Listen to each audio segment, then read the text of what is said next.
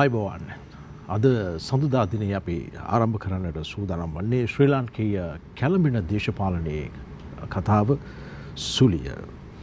දේශපාලනය කියන මාතෘකාව නැත්නම් මේ කියන අකුරු ටික එකතු වෙලා හැදිච්ච මේ වචනය පිළිබඳව දැන් නම් රටේ ජනතාව කතා බහ කරනවලත් එච්චර ලොකු කැමැත්තක් නැහැ. මොකද අපි දේශපාලනය පිළිබඳව කතා බහ කරනකොට හැමදාම හිතුවේ අපිට යහපත් සමාජයක්, යහපත් රටක්, හැමෝටම එක සමාන නීතියක්, අපිට හොඳ අනාගතයක්, හොඳ කල දවසක් අපේ දේශපාලකයන් අපිට උදා කර දෙයි කියන කාරණේ සම්බන්ධයෙන්. නමුත් අද වෙන විට මේ සියලු බලාපොරොත්තු බිඳ වැටිලා ජනතාව මහපාරට වැටිලා ඉන්නවා. දැන් මේ මොහොතේත් අපිට පුළුවන් නම් මේ අපේ වැඩසටහන ආරම්භ කිරීමට කලින් අපි දැක්ක දර්ශන නැත්තම් අපිට පාරේදී මුණ ගැහිච්ච පිරිස අපි ගමනක් බිමනක් යනකොට අපිට දකින්න ලැබෙන දිගු පෝලිම් ඒවා මොන දේවල් වලටද ඒ විදිහට පෝලිම් හැදිලා තියෙන්නේ කියන කාරණය ගැන හොයලා බැලුවොත් එහෙම අපේ දේශපාලකයන් පිළිබඳව රටේ ජනතාව කතා කරන්නේ ඒ කතා කළ යුතු විදිහටමද කියන කාරණේ සම්බන්ධව හිතලා බලන්න වෙනවා. අද අපි කතා බහ කරන්නේ එක්සත් ජාතික පක්ෂයේ මහලේකම් හිටපු අමාත්‍ය පාලිත රංගේ බණ්ඩාර මැතිතුමන් සමග ප්‍රථමයෙන්ම අපි එතුමන් අපේ කතිකාවට පිළිගන්න බොහොම ගෞරවයෙන් අපේ ආරාධනය පිළිගෙන ආවාට. අයිබෝවන්. ඔබතුමා අද දවසේ කොයි පොලිමේද හිටියේ? ගෑස් පොලිමේද, පෙට්‍රල් පොලිමේද, නැත්නම් පරිප්පු සීනි ගන්න යන පොලිමේද? අපි නම් දවස් දෙක තුනක් බොහොම අපූර්වට මේ තෙල් පොලිම වල හිටියා. මොකද්ද මේ වෙලා තියෙන්නේ ඇත්තටම? ඔව් මමත් අද ඩීසල් ගන්න කෝට්ටේ ඉන්ධන හලේ පොලිමේ පැය 3ක විතර කාලයක් ගත කරලා තමයි ඉන්ධන ලබා ගත්තේ. ඉතින් මේ தත්ත්වය ඉබේ ඇතිවෙච්ච තත්ත්වයක් නෙමෙයි. කළමනාකරණයේ වැරද්ද තුළ ඇතිවෙච්ච තත්ත්වයක්. මෙවැනි තත්ත්වයක් ඇති වෙනවා කියන එක 2020 මාර්තු මාසෙම අපේ වර්තමාන අග්‍රාමාත්‍ය අපේ පක්ෂ නායක ගරු රනිල් වික්‍රමසිංහ මැතිතුමා ආණ්ඩුවට කිව්වා. ඒ විතරක් නෙමෙයි අපි මේ 2020 මහමැතිවරණට ඉදිරිපත් වෙන අවස්ථාවේ අපි ඉදිරිපත් කළ අපේ ප්‍රතිපත්ති ප්‍රකාශනය මේ ප්‍රතිපත්ති ප්‍රකාශනයේ මේ ඇති වෙන තත්ත්වයන් පිළිබඳව ගෘහණියට ඇති වෙන තත්ත්වය, ගෙදර ආර්ථිකයට ඇති වෙන තත්ත්වය, ඒ වගේම අධ්‍යාපනයට ඇති වෙන තත්ත්වය මේ සියල්ලම අපි මේ ප්‍රතිපත්ති ප්‍රකාශනයේ සඳහන් කරලා තියෙනවා. ඒ නිසා මේ අපි ඒක සඳහන් කරෙත් අවුල ලියා දැමීමේ ක්‍රියාමාර්ගය කියලා. හැම පිටෝම සඳහන්. ඉතින් ඒ අනුව මේක ලියා ගැනීම සඳහා ගත යුතු ක්‍රියාමාර්ග මොනවද කියන එක සම්බන්ධව සඳහන් කරලා තියෙනවා. ඒවා ප්‍රකාශ කරාට ඒවා කොතෙක් කිව්වත් අර බීරියල්ලියට වීණා ගායනා කරනවා වගේ මේ වගේ නොසලකා වැඩ කටයුතු කිරීම තුල අද මහත් ව්‍යසන තත්ත්වයක් රට තුලම නිර්මාණය වෙලා තියෙන. එක පැත්තකින් ඉන්ධන පොලිම, එක පැත්තකින් ගෑස් පොලිම, එක පැත්තකින් ඖෂධ හිගය, එක පැත්තකින් අත්‍යවශ්‍ය භාණ්ඩවල හිගය. මේවා දී වශයෙන් ගත්තාම අනිත් පැත්තෙන් අධ්‍යාපනයේ බරපතල තත්ත්වයක්. ඉතින් මේ සියලු ප්‍රශ්න වලට අද කෙටි කාලයක් තුල විසඳුම් හොයන්නලා තිනවා බැරෑරුම් තත්ත්වයක්. හැබැයි මේ ප්‍රශ්න ඇති කරපු මිනිස්සු ප්‍රශ්න වලින් මඟ හැරලා අද පැත්තකටලා ඉන්නවා. ජනතාව එපා කියලා පැත්තකට කරපු මිනිස්සයා ඇවිල්ලා අද මේ ප්‍රශ්න වලට කරගහලා විසඳුම් සොයන්න දිවා රාත්‍රී දෙකේ මහන්සි වෙන තත්ත්වයක් ඇති වෙලා තියෙන ප්‍රසන්න. මේක තමයි තත්ත්වය. හොඳයි ලේකම්තුමනි දැන් මෙහෙමයි ජනතාවගේ පැත්තෙන් කතා බහ කරනකොට ජනතාව ඉන්නේ බොහොම අපේක්ෂා බංගත්වයට පත් වෙලා. ඒක කතා කරන්න දෙයක් නෑ. දැන් ඔබතුමා පැය 3ක පොලිමේ හිටියා. මම දවස් 3ක පොලිමේ හිටියා. තව කෙනෙක් සති ගණන් පොලිමේ ඉන්න පුළුවන්. අද වෙනකොට තෙල් නිකුත් කිරීම සම්බන්ධයෙන් කනිජ තෙල් අමාත්‍යාංශය නිකුත් කරලා තිබෙන බලශක්ති අමාත්‍යාංශය නිකුත් කරලා තිබෙන ක්‍රමවේදයට අනුව හෙට ඉඳන් තෙල් නෑ.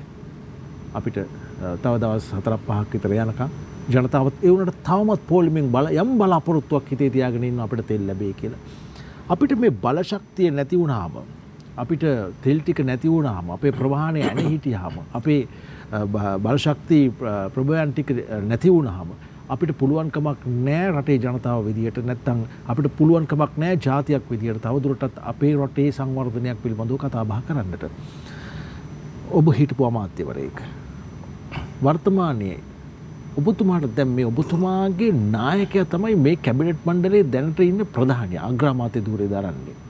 හැබැයි මේ කැබිනට් මණ්ඩලයට තාම පුළුවන්කමක් ඇතිලා නැන්නේ එකඟතාවයකට එන්න අඩුම ගානේ මේ ප්‍රශ්නේ කොහොමද විසඳන්නේ කියන කාරණේ සම්බන්ධයෙන්.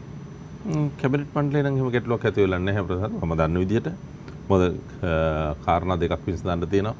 එකක් තමයි රටේ ජනතාව කියපු එහෙම නැත්නම් ගෝඨාගෝ ගම්මානයේ ගෝල්පේස් අරගලකරුවන් කියපු කාරණෙත් තමයි ඒකාධිපතිත්වය හොස්සි කරන්න. ඒ කියන්නේ මේ ආණ්ඩුව බලයට ආපුවාම 20 වෙනි ආණ්ඩු ක්‍රම ව්‍යවස්ථා සංශෝධනය ගෙනල්ලා ඉවරලා සම්මත කරගත්ත නැවතත් ඒකාධිපතිත්වයට යන්න 19 අහෝසි කරලා ඒ 19 අහෝසි කරලා ඇති කරගත්තා වූ 20 අහෝසි කරන්න කියලා ජනතාවගේ සටනක් තියෙනවා. ඉතින් අද කැබිනට් මණ්ඩලයේ බොහොම එකඟතාවයෙන් යුතුව 21 වෙනි සංශෝධනය සම්මත කරගන්නීමට කටයුතු කරගත්ත කැබිනට් මණ්ඩලය අනුමත කරගත්තා. එමුනම් දැන් තියෙන්නේ හෙට පාර්ලිමේන්තුවේ ඉදිරිපත් කිරීම. ඒ වගේම පාර්ලිමේන්තුවේ ඉදිරිපත් කරන්න ඉස්සෙල්ලා මේ සම්බන්ධව ශ්‍රේෂ්ඨාධිකරණ ඉදිරිපත් කරලා තියෙනවා කීප දෙනෙක් මේ නඩුගුණ කරලා තියෙනවා. ශ්‍රේෂ්ඨාධිකරණ ඉදිරිපත් කරලා තියෙන ප්‍රසංග වල තීන්දුවකරු කතානායකතුමා වෙත මේ එනකොට ලැබිලා තියෙනවා කියලා ආරංචි. ඒ අනුව කතානායකතුමා තීන්දුව ප්‍රකාශ කරාට පස්සේ මේ 21 වෙනි සංශෝධනයේ පාර්ලිමේන්තුවේ ඉදිරිපත් කරලා පාර්ලිමේන්තුවේ සම්මත කර ගැනීම කරන්නට තියෙන්නේ. විධායක ජනාධිපති ක්‍රමය එපා ඒකාධිපතිත්වය එපා කියලා ඉවරලා කෑ ගහපු කතා කරපු හැම කෙනෙකුටම මෙතන සම්බන්ධ වෙලා ඉවරලා මේ 21 වෙනි සංශෝධනය ක්‍රියාත්මක කරලා නැවතත් ප්‍රජාතන්ත්‍රවාදයේ ශක්තිමත් කිරීමට අවස්ථාව තියෙනවා. විශේෂයෙන්ම මේ 21 වෙනි සංශෝධනයේ පහුගිය 19 වෙනි ව්‍යවස්ථා සංශෝධනයටත් වඩා පෙරට ගිහිල්ලා තියෙනවා. මොකද විගණනය කිරීමේ අවස්ථාව හිමි කරලා දීලා තියෙනවා. ඒ ආදි වශයෙන් ගත්තාම ඒ වගේම ditth පුරවැසියන්ට මොකද වෙනත් රටක ජීවත් වෙමින් මෙහි පුරවැසි භාවය රැකගැනීමෙන් වැඩ කටයුතු කරනකොට Tamanට කිසිම වගකීමකින් යුක්තව නෙමෙයි කටයුතු කරන්නේ. මෙතන බැරි නම් Tamanට ගල ගිහිල්ලා තමන්ගේ අනිත් තැනට ගිහිල්ලා ඉන්න පුළුවන්. ඉතින් මේ වගකීම් විරහිතව වැඩ කටයුතු කරන පුද්ගලයෝ රටේ නායකත්වයෙන්ට නැත්නම් වගකීම් බාරගත්තාම ඒගොල්ලෝ රට ගැන හිතලා නෙමෙයි තමන්ගේ සුඛ විහරණ විතරක් කටයුතු කරා. ඉතින් ඒවා දිතපුරයන්ට ඒ අවස්ථාව රට පාලනය කිරීමේ අවස්ථාව නැති කිරීම සඳහා මේ 21 වෙනි ව්‍යවස්ථා සංශෝධනයේ යෝජනාව ගෙනවා. ඉතින් ඒ අනුව වඩාත් පෙර තිබුණ 19 වෙනි ව්‍යවස්ථාවටත් එහා ගිය වඩාත් ප්‍රජාතන්ත්‍රවාදී යෝජනාවක් 21 වෙනි ව්‍යවස්ථාවෙන් ඇති වෙන්නේ. එතකොට අපි එකඟතාවයට ඇවිල්ලා තියෙනවා තන. එතකොට දැන් ආර්ථිකයේ ගොඩනැගීම සඳහා කැබිනට් එක අතර ප්‍රශ්නයක් නැහැ. එකඟතාවයෙන් යුතුව කටයුතු කරනවා. නමුත් ජාත්‍යන්තරයේ දිනාගෙන මේ කටයුතු කරන්නට ඕන. ඉතින් ඒ කටයුත්ත කඩිමුඩියේ එක සැනයකින් කරන්න පුළුවන් කමක් නැහැ. ඒ කටයුත්ත දැන් ආරම්භ වෙලා යම් මට්ටමකට දැන් ඇවිල්ලා තියෙනවා. ඔබතුමන් කිව්වා 2020 මහා මැතිවරණයට එක්සත් ජාතික පක්ෂය ඉදිරිපත් වෙනකොට එක්සත් ජාතික පක්ෂයේ ප්‍රතිපත්ති ප්‍රකාශනයේ සඳහන් වුණා මේ අවුල ලියමු කියන කාරණේ. මේ අවුල 2020 දී දැක ගන්නට නැත්නම් මෙහෙම අවුලක් තව අවුරුද්දකින් දෙකකින් එනවා කියලා පුරෝකථනය කරන්නට ඔබ පක්ෂයට පුළුවන්කම තිබුණා නම් ඇයි මේ අවුල මුලින්ම හඳුනා ගන්නට ඔබට හැකියාව තියෙන්න ඕනේ ඔබලාගේ ආණ්ඩුව කාලේ යහපාලන ආණ්ඩුව කාලේදී. ඔව්. හදාගත්තේ නැහැ නේද? ඒකට මුණ දෙන්න ඕනේ වැඩපිළිවෙලක්. එහෙම වුණා නම් අවුල දැකලා කරහැරලා හිටියන්නේ ඊළඟ ආණ්ඩුවට අකාපල්ල උඹලා මේ ටෝපිය. සම්පූර්ණ වැරදි ප්‍රසන්න. මොකද මෙවැනි අවුල් සහගත තත්ත්වයක් නිර්මාණය වුණේ වර්තමාන ජනාධිපතිවරයාගේ මේ ආණ්ඩු පාලන කාල පරිච්ඡේදයේ මේ අවුරුදු 3ක කාල පරිච්ඡේදය තුළ තමයි මේක ඇති වුණේ. ඒගොල්ලෝ අරගෙන කෙටි කාලයක් තුළම අපි දැක්කා මේ අවුලක් නිර්මාණය වෙනවා කියලා. මේ රටේ ආර්ථිකයේ අවස්ථා දෙකකදී මෑතකගේ කඩාවැ වැටුණා. තව චුට්ටක් ඔබට යනකොට තුන් වතාවක් කඩාවැ වැටුණා. එකක් තමයි 70 77 යුගයේ සිරිමාව වණ්ඩාරනායක මැතිණිය මේ රටේ නායිකාව විදිහට අගමැතිවරයෙක් විදිහට පාලනය කරද්දී මේ රටේ ආර්ථිකය කඩාවැ වැටුණා. ඇවිදින ඇටසැකිලි කියලා මිනිසුන්ට හැඳුන්වන්නේ මම පුංචි පාසල් යන අවදියේ. එතකොට මෙයනි මිනිසුන්ට අලබතල කණ්ඩ සතියේ එක දවස් දෙකක් බත් නොකා ඉන්නේ ඒ වගේ මිනිසුන්ට තහංචි පනවන්න කටයුතු කරත් ඒ තිබුණ ආර්ථික අගාධයත් එක්කලා.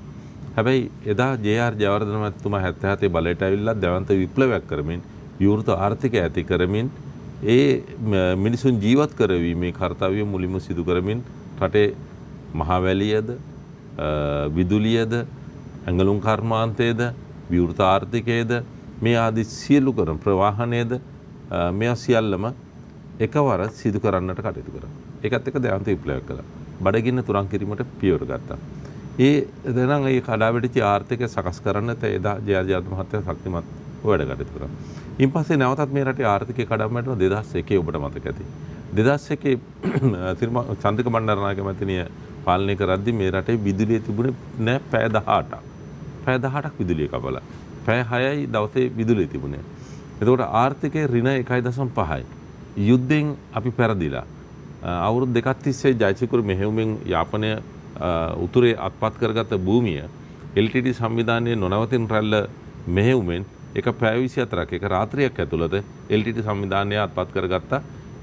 අත්පත් අල්ලගන්න බැරි වෙච්ච එකම තැන යාපනය කොටුව පමණයි අර මල්ටි බැරල් වෙපන් එක තිබිලා ඉරලා එතනින් LTT සංවිධානයට පහර දුන්නින්ද එතන අල්ලගැනීමෙන් බලක්වා ගන්නට පුළුවන් වුණා.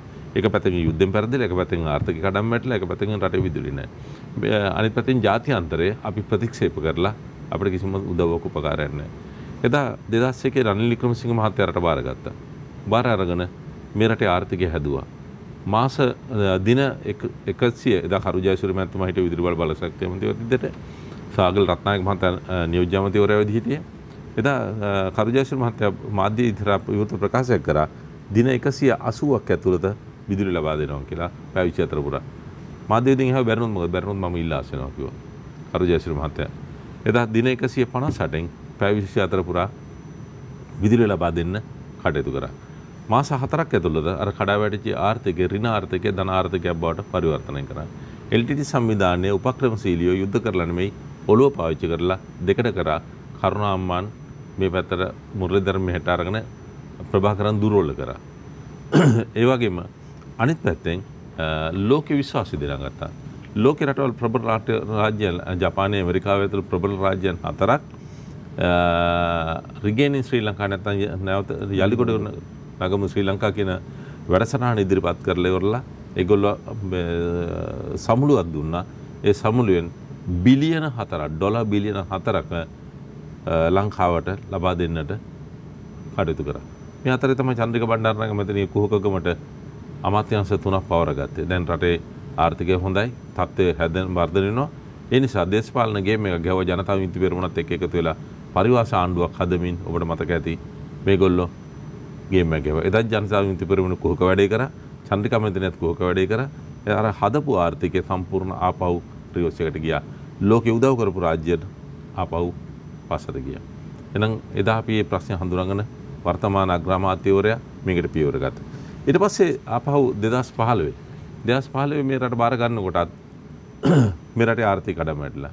මහින්ද රාජපක්ෂ මහත්තයාට බැරි වුණා වතුර ඉල්ලපු මිනිස්සුන්ට වතුර දෙන්න. ඒ දුන්නේ වැඩි උණ්ඩේ. බූන් තෙල් ලීටරේ මිලාඩු කරන්න කියනකොට ඒ මිනිස්සුන්ට දුන්නේ වැඩි උණ්ඩේ.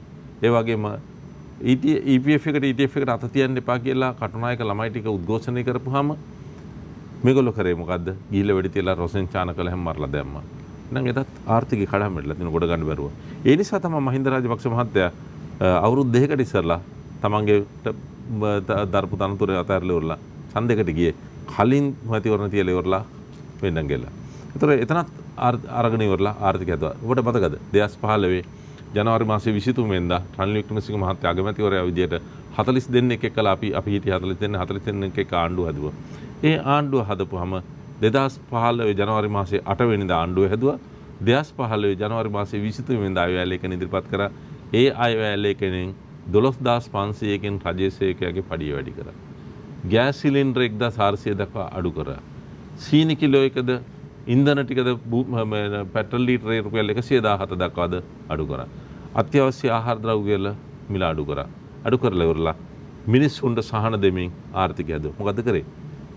ව්‍යාපාරිකයන් බදුද පැනවුවා.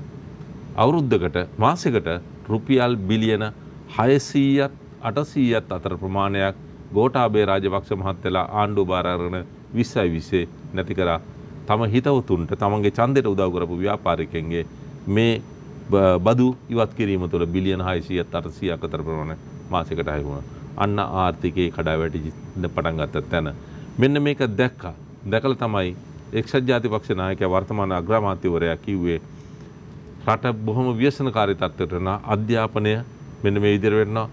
බාණ්ඩ මිල මේ විදිහට ඉහෙනවා මිනිසුන්ට දරන්න බැරි තැනට එනවා කියලා ඉවරලා මේ ආර්ථිකයේ වෙන විනාශය එදා 2020 මැතිවරණයට අපි ඉදිරිපත් කරපු ප්‍රතිපත්ති ප්‍රකාශනයේ මේක කියවලා නැතුව තුඟුදරේ මොකද අපි නොබලම ප්‍රතික්ෂේප කරා 2020 මැතිවරණයේ වෙලා වෙන ජනතාව මෙන්න මේ දැම්මත් මම කියන මේ රටේ ජනතාවට කරුණා කරලා 2020 අපි ඉදිරිපත් කරපු ප්‍රතිපත්ති ප්‍රකාශනය බලන්න ඒ ප්‍රතිපත්ති ප්‍රකාශනයේ මේ වෙන තත්වය අනාවැකී කාර්යයක් වගේ රනිල් වික්‍රමසිංහ යම්බිසිං රටට කියලා තියෙනවා මේකේ කවුද විමල් විරාංශ එතකොට සජිත් ප්‍රේමදාස අනුර කුමාර දිසානායක වගේ උදවිය රනිල් වික්‍රමසිංහ ඇවිල්ලා ඉවරලා පාර්ලිමේන්තුවේදී දැන් දෙතනක් දෙනවා අනාවැකී කියනවා අනාවැකී කාර්යයක් වෙලා කියලා. ඔව් රනිල් වික්‍රමසිංහ අනාවැකී කාර්යය තමයි ආර්ථිකය පිළිබඳවත් අනාගතේ රටේ වෙන තත්ත්වය පිළිබඳවත් අධ්‍යාපනය පිළිබඳවත් අනිත් හැම අංශයක් පිළිබඳව රනිල් වික්‍රමසිංහ හරියට අනාවැකී කියලා තියෙනවා 2020 මේ ප්‍රතිපත්ති ප්‍රකාශනයෙන් හොඳට කියලා බලන්න කාට හරි ඕනනම් කියන්න මම වේවන්නම් තැපෑලෙන් හරි WhatsApp එකෙන් හරි. ලේකම්තුමනි දැන් ඔබතුමාගේ ඔය ප්‍රතිපත්ති ප්‍රකාශනය දැන් මේ අවුල ලියා ගන්නට 2020 මහා මැතිවරණ ඉලක්ක කරගෙන එක්සත් ජාතික පක්ෂය මේක එලි දැක්වුවා. ඔබතුමා කියනවා මේක ජනතාව නොකියවාම අපිව ප්‍රතික්ෂේප කරා කියලා. හැබැයි ජනතාව 2015 දී ඔබතුමන්ලා පිළිබඳව දැඩි විශ්වාසයක් තබාගෙන හිටියා. ජනතාව බලාපොරොත්තු වුණා ඔබතුමන්ලා මේ රට වැරදි දිශාවකට ගියා නම් මේ වැරදි දිශාවෙන් නිවැරදි දිශාවට හරියටම ස්ථානගත කරයි කියන කාරණේ සම්බන්ධ. මට මතකයි ඔය වගේම ප්‍රතිපත්ති ප්‍රකාශනයක් ඉදිරිපත් කරා 2015 මහා මැතිවරණයට එක්සත් ජාතික පක්ෂයේ පංචවිධ ප්‍රතිපත්තියක්. ඒකේ තිබුණා ආර්ථික කලාපයන් පහක් පිළිබඳව. ඒකේ තිබුණා භාෂණයේ නිදහස පිළිබඳව. ඒකේ තිබුණා ජනතාවට ප්‍රතිලාභයන් අත්දින විදිය පිළිබඳව.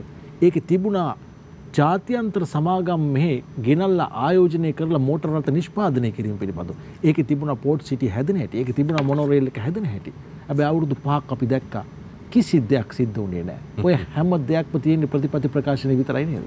අවාසනාවකම මහිම එක තමයි මේ ප්‍රසන්න ඔබ මාධ්‍යවේදියෙක් වෙලා දැකම නැතු එකේ රටේ අනිත් මිනිස්සු කොහොමද දකින්නේ? අපි ගමේ කියමන තියෙනවනේ යකඩ මල්ලට ගුල්ලෝ ගැහුවනම් හාල් මල්ල නොබලම් විසි කරපන් කියලා. ඉතින් මාධ්‍යවේදියෙක් වෙච්ච රට දන්න රට ගැන දකින ඔබ දැක්කේ නැත්තම් අනිත් මිනිස්සු කොහොමද දකින්නේ? අද කළුතර තියෙන බොලෙරෝ කම්පැනිය බොලෙරෝ නිෂ්පාදනය කරන සමාගම කවුද හැදුවේ? අද ගාල්ලේ මහින්ද රාජපක්ෂ මහත්තයා ගිහිල්ලා මේ ආණ්ඩු පෙරලින් පස්සේ ගිහිල්ලා විවෘත කරපු සිමෙන්ති කම්හල කවුද කායි කාලෙද නිර්මාණය කරේ? අර මේ කළුතර හොරණ හදපු ටයර් ෆැක්ටරිය අද කායි වාහන වලට පාවිච්චි කරන මේ ටයර් ෆැක්ටරිය හැදුවේ කොයි කාලෙද? මේ යහපාලන ආණ්ඩුවේ. අර කුලියාපිටිය අද වාහන නිෂ්පාදනය කරන එකලස් කරන වොක්ස්වැගන් එක නෙමෙයි වෙනත් මට මතක නැහැ වාහනේ වර්ගය අද නිර්මාණය කරන ඒක හැදුවේ කවුද? ඉතින් ඒ වෙලාවේ නිර්මාණය ටික කරා. අයි රේල්වේ එකේ කවුද නැති කරේ? අයි ලයිට් රේල්වේ එක ජපානයේ ජයිකා එකෙන් දීලා තිබුණේ $4 බිලියන 4ක්. එතකොට මේකේ වැඩ කටයුතු කරගෙන ගියා. මේ ගෝඨාභය රාජපක්ෂ මහත්තයාගේ ආණ්ඩුව ආවා. මේ ප්‍රොජෙක්ට් එක නතර කරා. මේ ප්‍රොජෙක්ට් එක නතර කරේ නැත්නම් විනාඩි 20ක් 22ක් ඇතුළත හැම මේ පැය භාගයකට වරක්ම දුම්රිය ස්ථානෙට මේ පවර් ට්‍රේන් එක නැත්නම් ලයිට් ට්‍රේන් එක LRT එක එනවා. ආවනම් මේ කොළඹ තියෙන තදබදේ අද මේ වාහන හිර වෙලා තියෙන මේ තදබදේ 75%කින් 80කින්ම නිදහස් වෙනවා. කවුද මේක නැති කරේ? මේ ආපු ඩොලර් කන්දරාව නැති කරලා දැම්මේ කවුද? ඒ ඩොලර් අර එක පැත්තකින් බදු අයින් කරලා ඉවරලා බිලියන 600ත් 800ත් අතර ප්‍රමාණය නැති කරගත්තා. අනිත් පැත්තෙන් විදේශ ආයෝජකයෙක් එක්කලා මේ කරගෙන ගිය ගනුදෙනු ටික නැති කරගත්තා. ඒතර මේ ගනුදෙනු ටික නැතුව ගියාට පස්සේ මෙතන ඩොලර් නැතුව ගියා. තිබ්බ ඩොලර් ටික මේගොල්ලෝ හොරකම් කරන්න ගියා උගන්ඩාවට ගෙනිච්චා කියනවා. සීසෙල්ස් වලට ගෙනිච්චා කියනවා. පැන්ඩෝරා පේපර්ස් වල තියෙනවා කියනවා. පැනමා පේපර්ස් වල තියෙනවා කියනවා. ඔක්කොම රාජපක්ෂ පවුලේ කණ්ඩායම නම් තමයි ඔක්කොම තියෙන්නේ. එතකොට තිබ්බ ඩොලර් ටික හොරකම් කරන්න ගියා. එන්න තිබුණු ඩොලර් ටික නැති කරගත්තා. ඉතින් මේකට වර්ධකාරය අපිද? අපි ආරම්භ කරේ නැද්ද? අපි කාර්මික විද්‍යාලය හැදුවේ නැද්ද? අපි ජලාශය හැදුවේ නැද්ද? බලන්න දෙවන්ත ජලාශ කීයක් හැදුවද? දැන්ට හදාගෙන යන මල්ලතු ව්‍යාපාරයේ අනුරාධපුර දිස්ත්‍රික්කයේ උතුරු මැද පළාතේ බිහි වෙන එකම ජල විදුලි බලාගාරයත් එක්කලා මන්නාරමට වවුනියාවට සෙට්ටිකුලමට ඒ වගේම අනුරාධපුරයට විලච්චියට පානීය ජලයද ලබා දෙන්න, ඒ වගේම වාරි මාර්ග වතුර දෙන්න. අක්කර 49000කට සෙට්ටි කුලමත්, ඒ වගේම මට නම් ටිකක් අමතකයි තමයි වගේ දවන්ත ව්‍යාපාරයක් මේ ඉරණමඩු ව්‍යාපාරයටත් වඩා, මොකද මම ඒක ආරම්භ කරන්න මූලික කටයුතු කරපු නිසා මම දන්නවා. අන්න ඒ ව්‍යාපාර ආරම්භ කරේ. ඒ වගේම කළුගංග ව්‍යාපාරය ආරම්භ කරලා අවසන් කරේ. අපේ දැදුරේ හරස් කරලා පුත්ලන් දිස්ත්‍රික්කයේ ආරච්චි කට්ටුවට උතරගින්ච සෙංගල්ලේ ව්‍යාපාරය. අරහෙන් බදුල්ලේ කන්ද කැටිය ජල යෝජනා ක්‍රමයේ ව්‍යාපාරය. ඉතින් මේ වගේ ව්‍යාපෘති වාරි මාර්ග ව්‍යාපෘති කීයක් ආරම්භ කරාද? කීයක වැඩ කටයුතු අවසන් කරාද? මාර්ග පද්ධතිය සංවර්ධනය, පාසල් ව්‍යාපෘතිය, ළඟම පාසල හොඳම පාසල, අද ඒ ව්‍යාපෘතිය හරියට ගිහිල්ලා තිබුණා. අද මේ ප්‍රශ්නේ නැහැනේ. ඉන්ධන නැහැ කියලා කිසි ප්‍රශ්නයක් නැහැ. ඉන්ධන හිගයක් ආවත් ඒකට මුහුණ දෙන්න පුළුවන්කම තියෙනවා. ළඟම පාසල හොඳම පාසල වැඩසටහන යථාර්ථයක් විදිහට කරගෙන ගියා නම් අපි පාසල් කී දහසකට මේ ගොඩනැගිලි පුස්තකාල විද්‍යාගාර ලබා දුන්නාද? ඒ වගේම ගුරු පුහුණු මධ්‍යස්ථාන කීයක් ආරම්භ කරන්න කටයුතු කරාද? ඉතින් මේ කරගෙන ආපු වැඩසටහන් ඔක්කොම රටේ මිනිස්සුන්ගේ අන්ධභාවය නිසා මේක ජාතියාලේ ගෙනල්ලා නයි පෙන්නලා තර්පේ පෙන්නලා මේ නටපු නාඩගම් එකලා නයි නටපු නාඩගම් එකලා රටේ ජනතාව මුලා වුණා. පාස්කු සිද්ධිය ඇති කරලා මේ රටේ ආරක්ෂාව නැහැ කියලා ඉවරලා වැඩ කටයුතු කරා. හිටපු ජනාධිපතිත් ඒකට වග කියන්නට ඕන. ඉතින් ඒ වගේ විවිධ දේවල් කරලා ඉවරලා ජනතාව මුලා කරලා ඉවරලා ජනතාව අසීරු තැනකට අගාධයකට ගෙනිහිල්ලා දැන් දාලා තියෙනවා. ඉතින් මේකට වග කියන්න ඕන. ගෝඨාභය රාජපක්ෂ මහත්තයා ඇතුළු රාජපක්ෂ නඩයත් ඒකට දායක වෙච්ච මහා සංඝරත්නයේ උදවියත් සංඝයා මහා සංඝරත්නයේ සමාජික හිමිවරුන් වහන්සේලාත් ඒ වගේම කලාකරුවෝ ඒ වගේම මේ මාධ්‍ය ආයතන පුදුම කඩයාමක් නේ ගියේ. මාර කඩයාමක් නේ ගියේ. අපි ගැන වචනයක් කතා කරේ නැහනේ. ඉතින් ඒ මාධ්‍යවේදී මහතෝ මේ ආදි වශයෙන් ගම වෘත්තීය සමිතියද සිවිල් සංවිධානද මේ අංශ ගන්නවත් දැන් අද අපිත් එකාසු වෙමින් පවතින අය සංවිධාන මේනකොට සංවිධාන 14යි 721ක් අපිත් එක්ක මහින්ද රාජපක්ෂ මහතාලා ගෝඨාභය රාජපක්ෂ මහතා දිනවීම සඳහා ගිය සන්දානයේ කට්ටිය අපිත් එක්ක මේනකොට ඒක එකතු වෙලා තියෙනවා. ඒ උදවිය ඔක්කොම කියනවා අපි මුලා වුණා කියලා. රටේ ජනතාවද කියන මුලා වුණා කියලා. එහෙනම් ඒ මුලා කරේ කවුද? අපිද? මේගොල්ලෝ ඇස්පන්දුමක් රවට්ටලා කරන්න තියෙන විනාශය සම්පූර්ණ කරා මේ වෙනකන් ගියා නම් මේ රට මේට වඩා ගොඩක් වෙනස් තැනක අතර වෙනවා. ලේකම්තුමනි ඔබ කියපු එක කාරණයකින් මගේ ඊළඟ ප්‍රශ්නේ මම අහන්නම්. දැන් ඔබතුමා කියනවා මේ 2015 යහපාලන ආණ්ඩුවේදී මෙන්න මේ ටික අපි කරා. මේ යෝජනා ක්‍රම ටික කරා. මේ සංවර්ධන වැඩපිළිවෙල කරා. මේ ආයෝජකයන් අපි ගෙනාවා. මේ ඔක්කොම ටික හරි. හැබැයි මේ සියල්ල කරගන්න බැරි වුණෙත් ඔය දැන් ඔබතුමා අවසානයේදී කිව්වා අපේ ජනාධිපතිවරයා ඒවකට හිටපු ජනාධිපතිවරයාගේ ක්‍රියාකලාපය ඒත් එක්කම මේ ඒවකට තිබුණු මේ යහපාලන ආණ්ඩුව ඒ තිබුණු සංහිඳියාව ඒ කතා කරපු කිසි දෙයක් හරියට ඒ කියන්නේ හරියට බැලුවොත් දේශපාලනික ස්ථාවර භාවයක් ඇති කරගන්නට ඒ කාලේදී ඔබතුමාලට නොහැකි වුණා. ඒක ප්‍රතිඵලයක් තමයි අවසානයේදී මේ වර්තමාන පාලකයන් පත් වෙන්නේ. ඔබතුමන්ලා කෙරෙහි ජනතාව තිබුණු විශ්වාසය අවසානයේදී ඔබතුමන්ලාම බිඳගත්තා. ඒක තමයි ප්‍රතිඵලය. ඔව් ඔබ කියන කාරණයට යම් ප්‍රමාණයකට අපි එකඟ වෙනවා. අපි බිඳගත්තා නෙමෙයි බිඳ වැට්ටුවා. අපි පත් කරපු ජනාධිපතිවරයා අවසානයේදී ඔහු ආවේ නිර්පාක්ෂික ජනාධිපතිවරයෙක් වෙනවා කියලා. හැබැයි ඔහු මොකද කරේ? ජනාධිපති වෙලා පළවෙනිට බදාගත්තේ ශ්‍රී ලංකා නිදහස් පක්ෂය. ගිහිල්ලා ඒකේ සභාපති වුණා. දැන් නිර්පාක්ෂිකමක් තියනවද? නැහැ. ඊට පස්සේ මෙයාට ආපහු තණ්හාව ඇවිල්ලා එතන බදාගත්තා. ඊට පස්සේ මෙතන මෙයාට තිබුණ හැකියාව නැති නිසා රනිල් වික්‍රමසිංහ මහත්මයාට තියෙන ජාතික වැඩපිළිවෙලත් ඒ වගේම ජාත්‍යන්තර වශයෙන් තියෙන සම්බන්ධතාවයන් පාවිච්චි කරලා ඉවරලා වැඩ කටයුතු කරනකොට මේ ව්‍යාපෘති ගේනකොට මෙයාට ඇති වුණේ ඉරිෂියාව. ඉතින් මුදල් මෙතන සකස් වෙනකොට ආර්ථික සකස් වෙනකොට මෙයාට ඉරිසියාව ඇතිලා මෙයා පටන් ගත්තේ එක අපිත් එක්ක හිටපු කණ්ඩායමක් එතන වාසියට හේතු වුණා. ඒගොල්ලෝ විවිධ තනතුරු අරගත්තා. ඒගොල්ලෝ දුන්න ලනු කාගෙන මෙයා ඉඳගෙන ගහන්න පටන් ගත්තා රනිල් වික්‍රමසිංහයන්ට.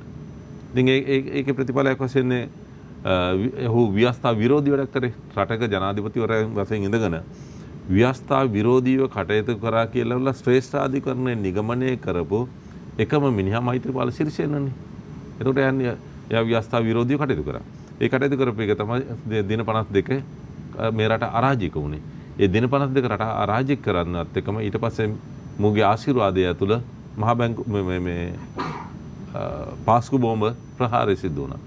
එතකොට මේ පාස්කු බෝම්බ ප්‍රහාරයත් එක්කලා රටේ ආරක්ෂාවක් නැහැ කියලා ඉවරලා වර්තමාන පාලකයෝ දැවන්ත ප්‍රචාරයක් ගෙනියන්න කටයුතු කරා. මෙන්න මේ කාරණාත් එක්කලා තමයි අර කරපු සංවර්ධන වැඩ කටයුතු කරපු යහපත් ක්‍රියාවලියන් ඔක්කොම පැත්තක තියලා අයහපත් දෙයක පටන් ගත්තේ. මොකද යහපත් දෙයට මේ ජනතාව අතරට යන බොහොම ප්‍රමාදයිනේ අපේ මිනිස්සු යහපත් දේ දකින්න බොහොම අඩුයිනේ. අයහපත් දේ දැක්කනම් ඒකට තටු වෙනවා ටක් ගාලා. ඉතින් අයහපත් දේ අරගෙන ගිහිල්ලා අන්තිමට අයහපත ඇති කරගත්තේ මහින්ද රාජපක්ෂටවත් ගෝඨාභය රාජපක්ෂටවත් මෛත්‍රීපාල සිරිසේනටවත් නෙමෙයි මේ රටේ 2.20 ලක්ෂයක් වෙච්ච ජනතාවට. අද ඒක විඳවන්නේ ඒගොල්ලෝ. හොඳයි අපි අද සාකච්ඡා කරමින් ඉන්නේ එක්සත් ජාතික පක්ෂයේ මහලේකම් හිටපු අමාත්‍ය පාලිත රංගී බණ්ඩාර මහත්මයා සමගින් විශේෂයෙන්ම උගීමට නැත්නම් ගොඩ නැගෙන්නට හේතු සාධක වුණු කරුණු කාරණා පිළිබඳව කතා බහ කරද්දී පැවතිච්ච ආණ්ඩු සහ පැවතිච්ච ආණ්ඩුවල ප්‍රතිපත්තීන් ක්‍රියාත්මක කිරීමේ තිබුණු දුර්වලතාවයන් සහ ඒවා කොයිතරම් දුරට මේ අද තත්ත්වයට බලපෑවද කියන කාරණේ පිළිබඳව වැඩි අවධානයක් යොමු කරන්නට බලාපොරොත්තු වෙනවා. අපි කෙටි විරාමයක් ලබාගෙනම මේ කතා බහේ ඉතිරි කතිකාවට යොමු වෙමු.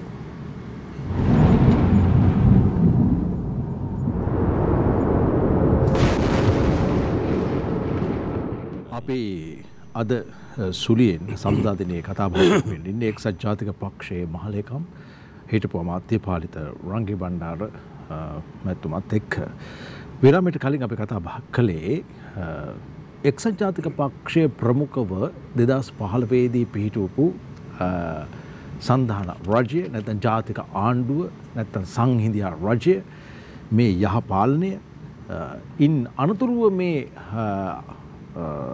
ගෝඨාභය රාජපක්ෂ වර්තමාන ජනාධිපතිවරයාගේ යටතේ නැත්නම් ඔහුගේ ප්‍රමුඛත්වයෙන් පිටවෙච්ච පොදු ජන පෙරමුණු රජය මේ වර්තමානයේ අපි මුහුණ දෙන මේ ප්‍රශ්න වලට කොයිතරම් දුරට වගකිය යුතුද කියන කාරණේ සම්බන්ධයෙන් තමයි අපි මේ කතා බහ කරමින් ඉන්නේ.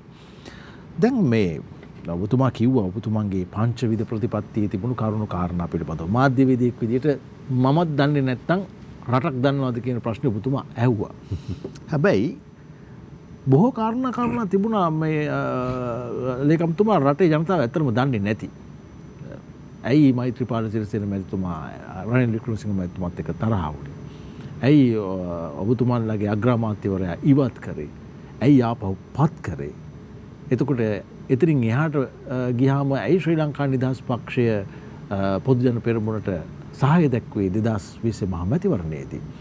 මෛත්‍රීපාල ජනාධිපතිතුමා කියන කතාවක් තියෙනවා. එතුමා ශ්‍රී ලංකා නිදහස් පක්ෂයේ සභාපති ධූරය බාරගත්තේ නැත්නම් එදා 2015 අගෝස්තුත් එක්සත් ජාතික පක්ෂයට ආණ්ඩුව පිහිටවන්න හම්බ වෙන්නේ නැහැ කියලා.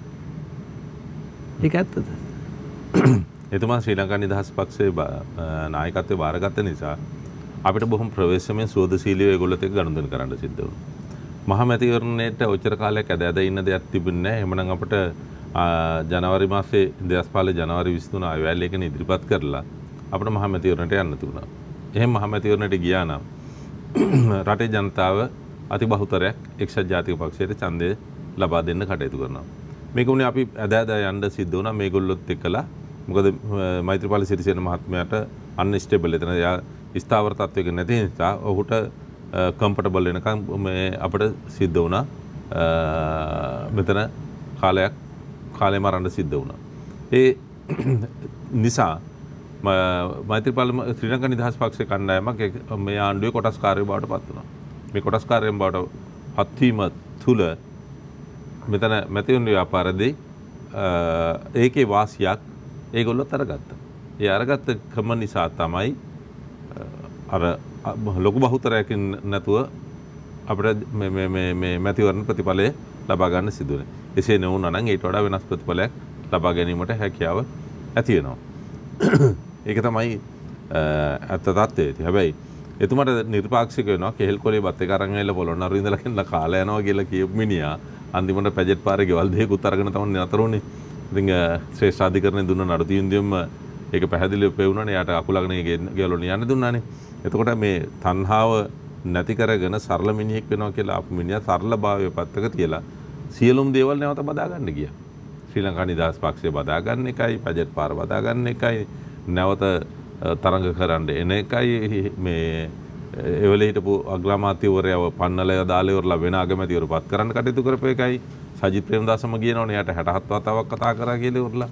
ඉතින් එතකොට ඒ தත්වෙට ඔහු විද නිර්ලජ්ජිත උත්සාහයන් වල යෙදුණා. Tamanට උදව් කරපු තැන මතක නැහැ. සාමාන්‍ය පාහර මිනිසුන්ගේ ගතියක් තමයි Tamanට උදව් කරපු තැන අමතක කරලා ඉවරලා කෘතවේදීත්වය නැතුව වැඩ කටයුතු කරන. ඉතින් සිරිසේන මහත්මයාත් ඒ තත්ත්වයේ තාමත්ම හොඳින්ම ප්‍රදර්ශනය කරපු එක්කෙනෙක්.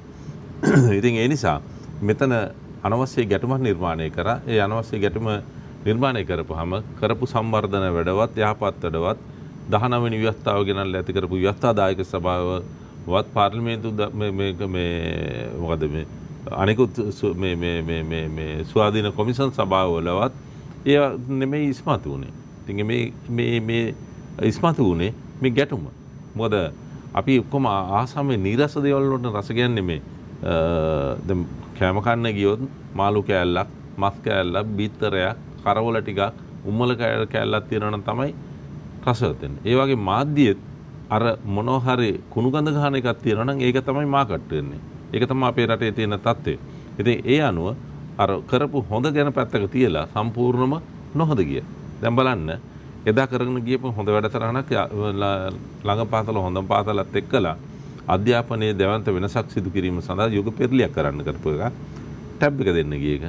කවුද කැබිනට් එකේදී විරුද්ධ වුනේ? මෛත්‍රීපාල සිරිසේන මහත්තයානේ. අවස්ථා කීපයකම කැබිනට් එකට ඒක ඉදිරිපත් කරපුවාම ඒ අවස්ථා කීපෙම මේක වළක්වන්න කටයුතු කරේ මෛත්‍රීපාල සිරිසේන මහත්මයා. ඉතින් බලන්න මේ රටේ ජනතාවට ද්‍රෝහී වැඩන්නේ දරුවන්ට ද්‍රෝහීකමන්නේ කරේ. එතකොට කොවිඩ් වසංගතය ආවා.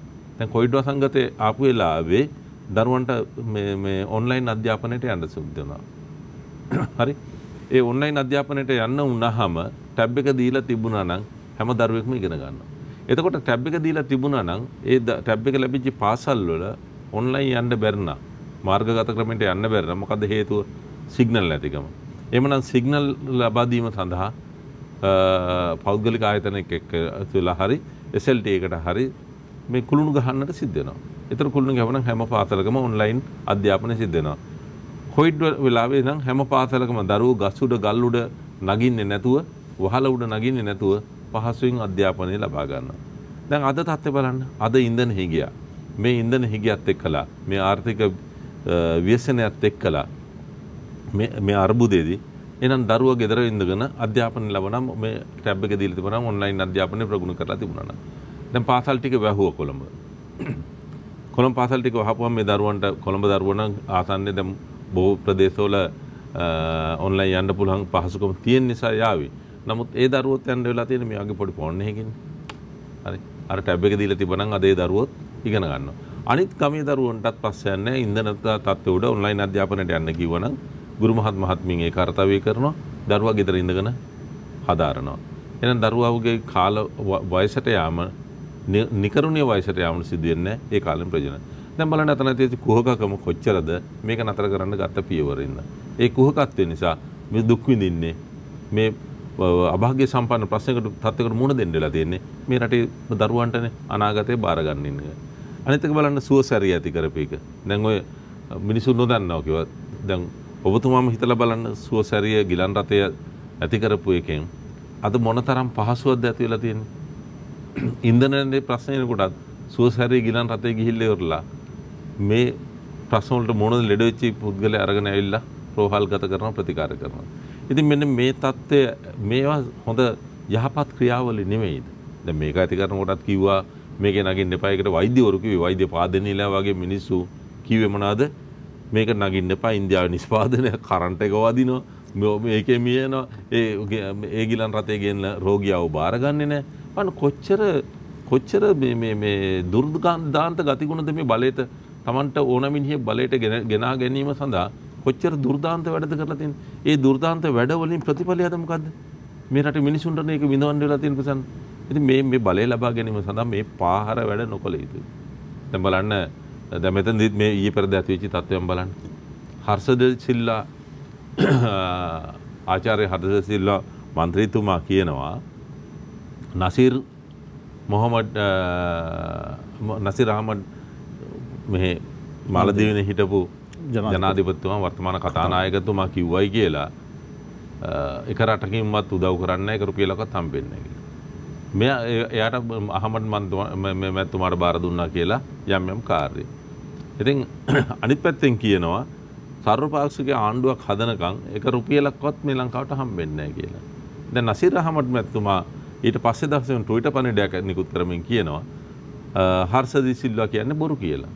ඉතින් බලන්න රටට අගතියක් වෙන විදිහ මේ ප්‍රකාශ රට බොහොම ආර්ථික වැටිලා මිනිසුන්ට 3 වේලෙන් තියා 1 වේල කන තැනට වැටිලා ඉන්ධන පොලිමේ දවස් 2-3 ඉන්න වෙලා ගෑස් පොලිමේ ඉන්න වෙලා ඖෂධ නැ අවශ්‍ය ඖෂධ නැ මේ රෝහලේ ඒ වගේම ෆාමසියට ගිහිල්ලා ගන්න ගියත් ෆාමසියට ඖෂධ ටික නැ ආහාර ද්‍රව්‍ය අත්‍යවශ්‍ය ආහාර ද්‍රව්‍ය වල මිල අහස උසට නැගලා ඒ වගේම අත්‍යවශ්‍ය ආහාර ද්‍රව්‍ය ලබා ගන්න විදිහක් නැහැ. මිනිසුන්ට ගමනක් බිමනක් යන්න විදිහක් නැහැ. ලෙඩක් රෝගයකට යන්න දෙන්නේ නැහැ. මගුලක මරණයකට යන්න විදිහක් නැහැ. මේ තරමට ඉන්ධන හිගැත් එක්කලා හිර වෙලා ඉන්නවා. මෙවැනි අසීරු තත්ත්වයට ජනතාව පත්වලා ඉන්නකොට රටේ වගකිය යුතු පුද්ගලෙක් ආචාර්යවරයෙක් වෙච්ච අපේ මිත්‍ර හර්ෂද සිල්වා මැතිතුමා කියනවා සර්වපාක්ෂික ආණ්ඩුවක් හදන්න නැතුව එක රුපියලක්වත් මේ රටට කිසිම රටකින් දෙන්නේ නැහැ කියලා. අද ඕස්ට්‍රේලියාව ඩොලර් මිලියන 50ක් ලංකාවට ලබා දෙන්න කටයුතු කරනවා. ඒ ඩොලර් මිලියන 50 ඔවුන් කොටස් කීපයකට කඩලා දෙන්න කටයුතු කරනවා. මේ මිලියන 22ක් ලෝක ආහාර වැඩසටහන යටතේ ලංකාවට ලබා දෙන්න, මිලියන 23ක් සංවර්ධන කටයුතු සඳහා ලබා දෙන්න. ඒ කියන්නේ තරුණ කාන්තා සෞඛ්‍ය සහ ආර්ථික පුනර්ජීවන අන්තාවරණය වෙන පරිදි ඒ වගේ මිලියන 5ක් එක්සත් ජාතීන්ගේ සංවිධානයේ යටතේ වූ සමාගම් වලට ලබා දෙන්න. එතකොට හර්ෂ සිල්වා වගේ ආචාර්යවරයෙක් කියනවා නම් රට රාගතගාමියෝ මේ විදිහට එක ඩොලරයක්වත් එක රුපියලක්වත් හම්බෙන්නේ නැහැ. ඇත්ත රුපියල් නම් හම්බෙලා නැහැ. ඩොලර් මිලියන 50ක් අදත් ලැබුණා. ඉතින් මේ විදිහට කටයුතු කරලා රට අගතිය කරනවා. අනිත් පැත්තෙන් බලන්න විදුලි බල මණ්ඩලයේ හිටපු සභාපති රපරිනන්දු ඔහු කරපු ප්‍රකාශයේ කෝප් කමිටුව අන්තිමට ඊට පස්සේ කියනවා මට ඒ වෙලේ කියවුණා කියලා ඉවරලා ප්‍රකාශය ඉල්ලාත් කරගන්නවා. පන්නේ ඒගොල්ලෝ විදුලි බල මණ්ඩලයේ සභාපති බන්න කොහොම වකීමක් දාන පුද්ගලයෙක්ද? ඔහු ඒ නිලධාරියෙක් වශයෙන් ඔහු කරපු ප්‍රකාශය බලන්න මොනතරම් රට අගතිගාමී දැන් අදානි සමාගම මෙතන මේ වැඩ පටන් ගන්න තිබුණ එක. එතනින් විදේශ මුදල් මෙතෙන් එන්න තිබුණ එක. දැන් මොකද වෙලා තියෙන්නේ? දැන් ආපහු එතන යම් හැල හැපිලි වලට ඇවිල්ලා තියෙනවා. රට මෙවැනි අගාධයකට වැටිච්ච අවස්ථාවවලදී සියලු දෙනා එකතු වෙන්න ඕන. එකතු වෙලා උදව් කරන්න ඕන. රනිල් වික්‍රමසිංහ මහත්තයා කියන්නේ හැමෝම එකතු වෙලා මේක කරමු කියලා ඉන්නවා. දැන් මේගොල්ලෝ කියනවා සර්වපාක්ෂික ආණ්ඩුව හදන්න ඕන. විපක්ෂ නායකයා කියනවා සර්වපාක්ෂික ආණ්ඩුව හදන්න ඕන. ඒක කරන කාකල් හරියන්නේ ඒක කරන්න එන්න ඕන. ඇත්තට මේක කරන්න තිබ්බනේ. මැයි මාසේ 9 වෙනිදා රනිල් වික්‍රමසිංහ මහත්තයාට නෙමෙයිනේ ජනාධිපති ගෝඨාභය රාජපක්ෂ මහත්තයා කතා කරන්නේ. මැයි මාසේ 9 වෙනිදා කතා කරේ සජිත් ප්‍රේමදාස මහත්තයාට. විපක්ෂ නායකවරයාට එන්න ආණ්ඩුව හදන්න කියලා. මැයි මාසේ 9 වෙනිදා එයාට කතා කරපුවාම එයා ඒක බාරගත්තේ නැහැ. එයා මගේ හැරියා. එයා වීද කතන්දරයා ගෝඨාභය අයින් වෙන්න ඕන. අයින් වුණාට පස්සේ එයා බාරගන්නේ. ඔය වගේ එක කොන්දේසි දදලා හිටියා. අද කොන්දේසි දදා ඉන්න වෙලාවක් නෙමෙයි. මේ රට වැටලා තියෙන තැනින් ජනතාව ගැන හිතන මිනිහෙක් ඉන්නවා නම් මේකට කරගහලා ඉවරලා උදව් වෙන්නට ඕන. එතකොට සජිත් ප්‍රේමදාස මේකේ මගහැරුවට පස්සේ ගෝඨාභය රාජපක්ෂ මහත්තයා කතා කරලා තියෙන්නේ ජෙනරල් සරත් පොන්සේක මහත්තයාට. සරත් පොන්සේක මහත්තයාට කතා කරපුවම සරත් පොන්සේක මහත්තයා කියලා තියෙන්නේ මොකද්ද? හරි. ඔබතුමා අද හවස ජාතිය අමතලා ප්‍රකාශයක් කරන්නට ඕන සරත් පොන්සේකව අගමැති කරනවා. ඊට පස්සේ දින 3ක් මේක අපි බලන්න ඕන රටේ ජනතාව මේකට දක්වන ප්‍රතිචාරය. ඒක දිහා බලලා මම එල්ල අගමැතිකම බාර ගන්නම් කියලා. දැන් මේ දෙකම අවුට්. දැන් කවුරුත් දෙන්නේ නැහැ. ජනතාව විමුක්ති පෙරමුණ දේශන දෙනවා. හැබැයි ජනතාව විමුක්ති පෙරමුණ මේ වගකීම් බාර ගන්න ඉදිරිපත් වුණේ නැහැ. වෙනත් කයිවාරු ගහන කිසිම කෙනෙක් ඉදිරිපත් වුණේ නැහැ. අපි එපා කියලා අයින් කරපු මිනිහා තමයි රනිල් වික්‍රමසිංහ මහත්තයා ඇතුළු UMP ඉතුරු වෙච්ච අපි කීප දෙනා. අපි පැත්තකට දැම්මා. 249000යි මුල් රටේම ජනතාව ඡන්දෙ දුන්නා. අන්තිමට එපා කියලා අයින් කරපු මිනිහා නේද ඕන වෙලා තියෙන්නේ. ඒ මනුස්සයර ඇවිල්ලා මේ කරගහන්න උනා නේද මේ රටේ ජනතාව ජීවත් කරවන්න. අද ජාත්‍යන්තරය දිනාගෙන මේ වැඩ කටයුතු කරනවා. දැන්ට අගමැතිතුමා බාරගත්තේ පසුගිය මාසේ 14 වෙනිදා තමයි අග්‍රාමාත්‍ය ධූරය. අද වෙනකොට දින 36 ගත වෙලා තියෙනවා. මේ දින 36න් ප්‍රසන්න රජයේ නිවාඩු දවස් 20 ඇවිල්ලා දවස් 13ක් රජයේ නිවාඩු. වීකෙන්ඩ් සාමූහික සෙන්සුරාදා ඉරිදාව සතියන්තයන් ආවා. ඒ වගේම පොය මේ වෙසක් පොය ආවා, පොසොන් පොය ආවා. මේවත් එක්කලා දවස් 14ක් රජයේ නිවාඩු දවස. එතකොට ඉතුරු වෙන්නේ දවස් 22යි. වැඩ කරන දවස් 22යි. හැබැයි මේ දවස් 36ම දිවා රාත්‍රියේ දෙකෙම අග්‍රාමාත්‍ය කාර්යාලයේ වැඩ. අග්‍රාමාත්‍යවරයා පත් වුණ ගාම මට වජිරා බේවර්ධනට, සාගල් රත්නායකට, අකිල විරාජ්ට, රුවන් මේ විජේවර්ධනට අපිට කතා කරලා ඉවරලා ඒ වෙනකොට අමාත්‍යාංශත් නැහැ, නිලධාරීත් නැහැ. මුල් රටම ඉන්න අමාත්‍යාංශ දෙක ලේකම්ලා විතරයි, ජනාධිපති ලේකම් සහ අග්‍රාමාත්‍ය ලේකම්වරයා විතරයි. අපිට කතා කරලා යම් වකින් කොටස් බාර දුන්නා කමිටු හතරකට. අපි ඒ වකින් ටික ලහි ඉෂ්ට කරලා දුන්නා. ඊට පස්සේ අපි එතනින් අපේ දේශපාලන කටයුතු කිරීම සඳහා අපි සිටිකොතර පැමිණියා. නමුත් ඒක පිළිබඳව ජනතා විමුක්ති පෙරමුණත් රජබයත් ඉතාමත් කැත විදියට මඩ ගැහුවා. අපිට ගෙවින් කරන පාර්ලිමේන්තුවේ ප්‍රශ්න කරා මට මතකයි කවුද නලින් බණ්ඩාර මන්ත්‍රීවරයා අපි එතනින් ලබන කරන්නේ. අපි එතන කරන දෙයක් නැහැ. අපි ඇවිල්ලා සිටිකොතර ඇවිල්ලා අපේ වැඩ කටයුතු අපි කරගෙන දේශපාලන අපේ පක්ෂේ වැඩ කටයුතු කරනවා. නමුත් අපි කවුරුත් නැති වෙලාවේ අපි තේ වතුර කහට වතුර එකක්වත් බොන්නේ නැතුව රට වෙනුවෙන් රටේ මිනිසුන්ගේ මේ පීඩන මුදා ගැනීම ඉක්මන් කිරීම සඳහා අග්‍රාමාත්‍යවරයාට සහාය වුණා. මෙන්න මෙහෙමයි අපි පක්ෂයක් විදිහට වැඩ කටයුතු කරලා තියෙන, පුද්ගලයෙක් විදිහට වැඩ කටයුතු කරලා තියෙන්නේ. ලේකම්තුමනි, ඔබතුමාගේ නායකයා අග්‍රාමාත්‍ය ධූරය බාර ගැනීම සම්බන්ධයෙන් ඔබතුමා කරපු ප්‍රකාශය අපිව අයින් කරලා තිබුණේ. රට එපා කියපු මිනිස්සෙක් තමයි අවසානයේදී ඇවිල්ලා මේකට කරගැහුවේ. ඔහු තමයි මේ කරගැහුවේ. අනිත් පාර්ශ්වයන් ඔක්කොම මග ඇරියා කියන කාරණේ. ඔහුව තමා අවසානයේදී තෝරාගත්තේ කියන එක. ඔහු තෝරාගත්තේ රටේ ජනතාව අග්‍රාමාත්‍ය ධූරයට. මට තේරෙන විදිහට ලේකම්තුමනි ඒක ජනාධිපතිවරයාගේ තෝරා ගැනීම. රටේ ජනතාව අදටත් කියන්නේ නෑ රනිල් වික්‍රමසිංහ මහත්මයා අගමැති විය යුතුයි. ඔහු තමයි අගමැති වෙන්න හොඳම සුදුස්සයි කියන කාරණේ. රටේ ජනතාව කියන්නේ ඔහු රාජපක්ෂවරුන් ආරක්ෂා කරන්නට පැමිණියා කියන කාරණය පමණයි. බොහොම හොඳයි. හොඳ තැනකට ඔබ ආවා. රාජපක්ෂවරු ආරක්ෂා කිරීම. දැන් පහුගිය ආණ්ඩුව වෙලාවෙත් යහපාලන ආණ්ඩුව වෙලාවෙන් ඊට පස්සේ මේ සමහර උදවිය ගෙනාපු කතාවක් තමයි රාජපක්ෂවරු ආරක්ෂා කරගෙන. මට කියන්නේ රාජපක්ෂවරු ආරක්ෂා කරපු පුදුම ආරක්ෂකයෙක් නේ රනිල් වික්‍රමසිංහ කියන්නේ. දූෂණ මර්දන කොමිටුවේ අනුර කුමාර දිසානායක මහත්තයා, පාටලි චම්පික මහත්මයා ආදී කණ්ඩායමේ දූෂණ මර්දන කොමිටියේ හිටියා. දූෂණ විරෝධී කොමිටුව. ඒ කොමිටිය අරලිගම හන්දරේ රැස් වුණා. එතෙන්දී අනුර කුමාර දිසානායක මහත්තයාගේ ලේකම්වරයා විදිහට වැඩ කරපු ආනන්ද විජේපාල මැතිතුමා පුනරුත්ථාපන අධිකාරියත් වැඩ කටයුතු කරා. එතුමා දන්නවා. එතකොට මේ කොමිටියේ එතුමත් හිටියා. එතකොට මේ කණ්ඩායම විසින් තමයි මේ දූෂණ මේ පිළිබඳ විභාග කරේ. එතකොට දේශීය වශයෙන් සිදුවෙලා තිබුණ දූෂණ සම්බන්ධව විමර්ශනය කරලා නඩු 448ක් අධිකරණයට ගොනු කරලා තිනවා. සිල්රේදී නඩුවේ ලලිත් විරුතුංගල අනුස පැල්පෙටලා හිරගෙදරට ගියා. අවසානයේ අපීල් කරලා ඉවරලා නඩුවෙන් ආපහු බේරගත්තා. මොන ක්‍රමයකට හරි ඒගොල්ලෝ කොට ගියා. එතකොට ඊයේ පෙරදා ප්‍රසන්න රන්දුංග ඇමතිවරයාට අධිකරණයෙන් දඬුවම් නියම කර වැරදිකරු බවට පත් කරා. එතකොට මම මේ එකක් දෙයක් කියන්නේ ඒගොල්ලන්ට අගතියක් කිරීම සඳහා නෙමෙයි. ජෝන්සන් පරණ්ඩ මහත්තයා, මහින්දානන්ද අලුත්ගමගේ මහත්මයා, රෝහිත අබේගුණවර්ධන මැතිතුමා, බැසිල් රාජපක්ෂ මහත්තයා මේ ආදී වශයෙන් ගණනාවකට විරුද්ධව නඩු 448ක් යහපාලන ආණ්ඩුව වෙලාවේ අධිකරණයට කරුණු වාර්තා කරලා ඉවරලා නඩු පවත්වාගෙන ගිහලා තියෙනවා. එතකොට මේ නාමල් රාජපක්ෂ, යෝෂිත රාජපක්ෂ මේ උදවියට විරුද්ධ නඩුව. එතකොට මේ නඩු දැම්මේ රනිල් වික්‍රමසිංහ විසින් ඒගොල්ලෝ රකින්නවන්නේ. මාර රැකිල්ලක් නේ, මාර ආරක්ෂකෙන්නේ. ඒ ආරක්ෂකයා මේගොල්ලන්ට විරුද්ධ නඩු බාරනවා. ඒ දූෂණ විමර්ශනය කරනවා. ඔන්න දැන් ඒ රනිල් වික්‍රමසිංහ මහත්තයාගේ ඔබ කීප ආරක්ෂා කරනවා කියලා ඉවරලා. එතකොට අනිත් පැත්ත වන්න. දැන් විදේශ වල තියෙන වත්කම් කරලා මෙහෙන් සොරකම් කරන්න ගිය දේපල සම්බන්ධ පැන්ඩෝරා පේපර්ස් වෙන පැන උගණ්ඩා ගෙනිච්චකින් සල්ලි වෙන්න පුළුවන් සීසෙල්ස් වල වෙන්න පුළුවන් වෙනත් රජයකට රටක වෙන්න පුළුවන් ඒ අරංගියව සම්බන්ධ විමර්ශනය කිරීම සඳහා පත් කරපු එතන කණ්ඩායමේ නායකයා තමයි මෛත්‍රීපාල සිරිසේන මහත්මයා. හෙට සලකුණට ආපුවම අහන්න පුළුවන් ඔබට.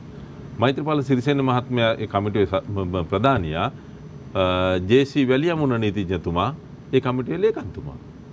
අද වෙනකන් ඒ විදේශවල අරන් ගිහිල්ලා රැස් කරපු ධනය සම්බන්ධව විමර්ශනය කරපු එක වාර්තාවක් ඉදිරිපත් කරලා තියෙනවද කියන්නේ පුළුවන් නම් හෙට සලකුණු වැඩතරණේදී හිටපු ජනාධිපති මෛත්‍රීපාල සිරිසේන මහත්තයාට කියන්න ඒ වාර්තාවක් ඉදිරිපත් කරන්න කියලා ඉරලා අද වෙනකම් වාර්තාවක් ඉදිරිපත් කරලා නැහැ. කවුද එතකොට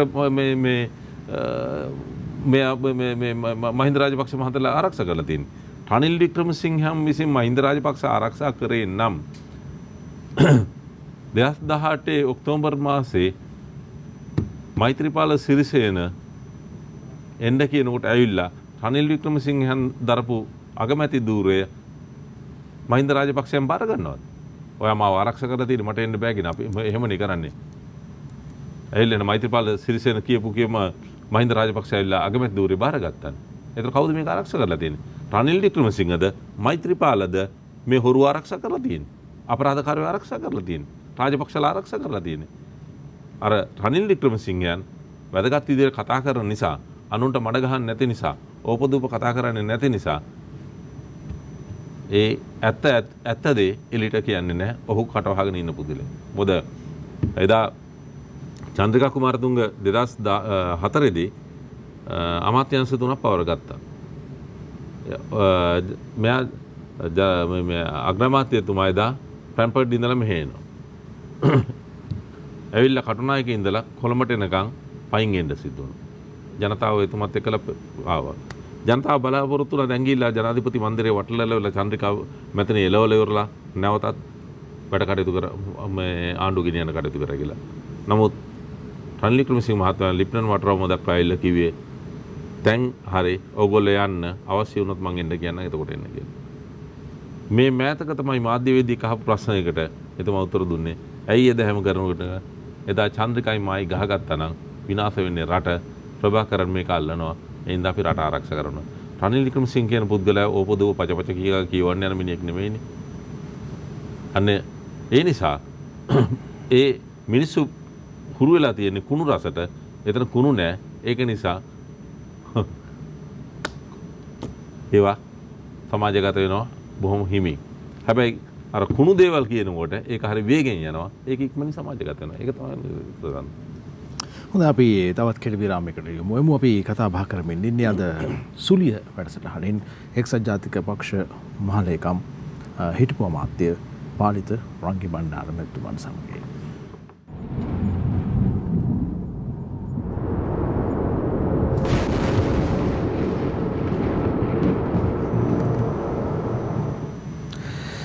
කැළඹෙන දේශපාලනය කතාව සුලිය. දේශපාලනික වශයෙන් අපි කොයි තරම් කැළඹිලා ඉන්න යුගයක්ද කාලයක්ද මේ අපි පසු කරමින් සිටින්නේ. අපි දන්නේ මේකේ අවසානයේ කොතනද කියන කාරණය ඒ පිළිබඳව නිවැරදි පුරෝකථනයක් දෙන්නට නැත්නම් අනාවේක කියන්නට කිසිවෙකුටත් පුළුවන්කමක් නැහැ.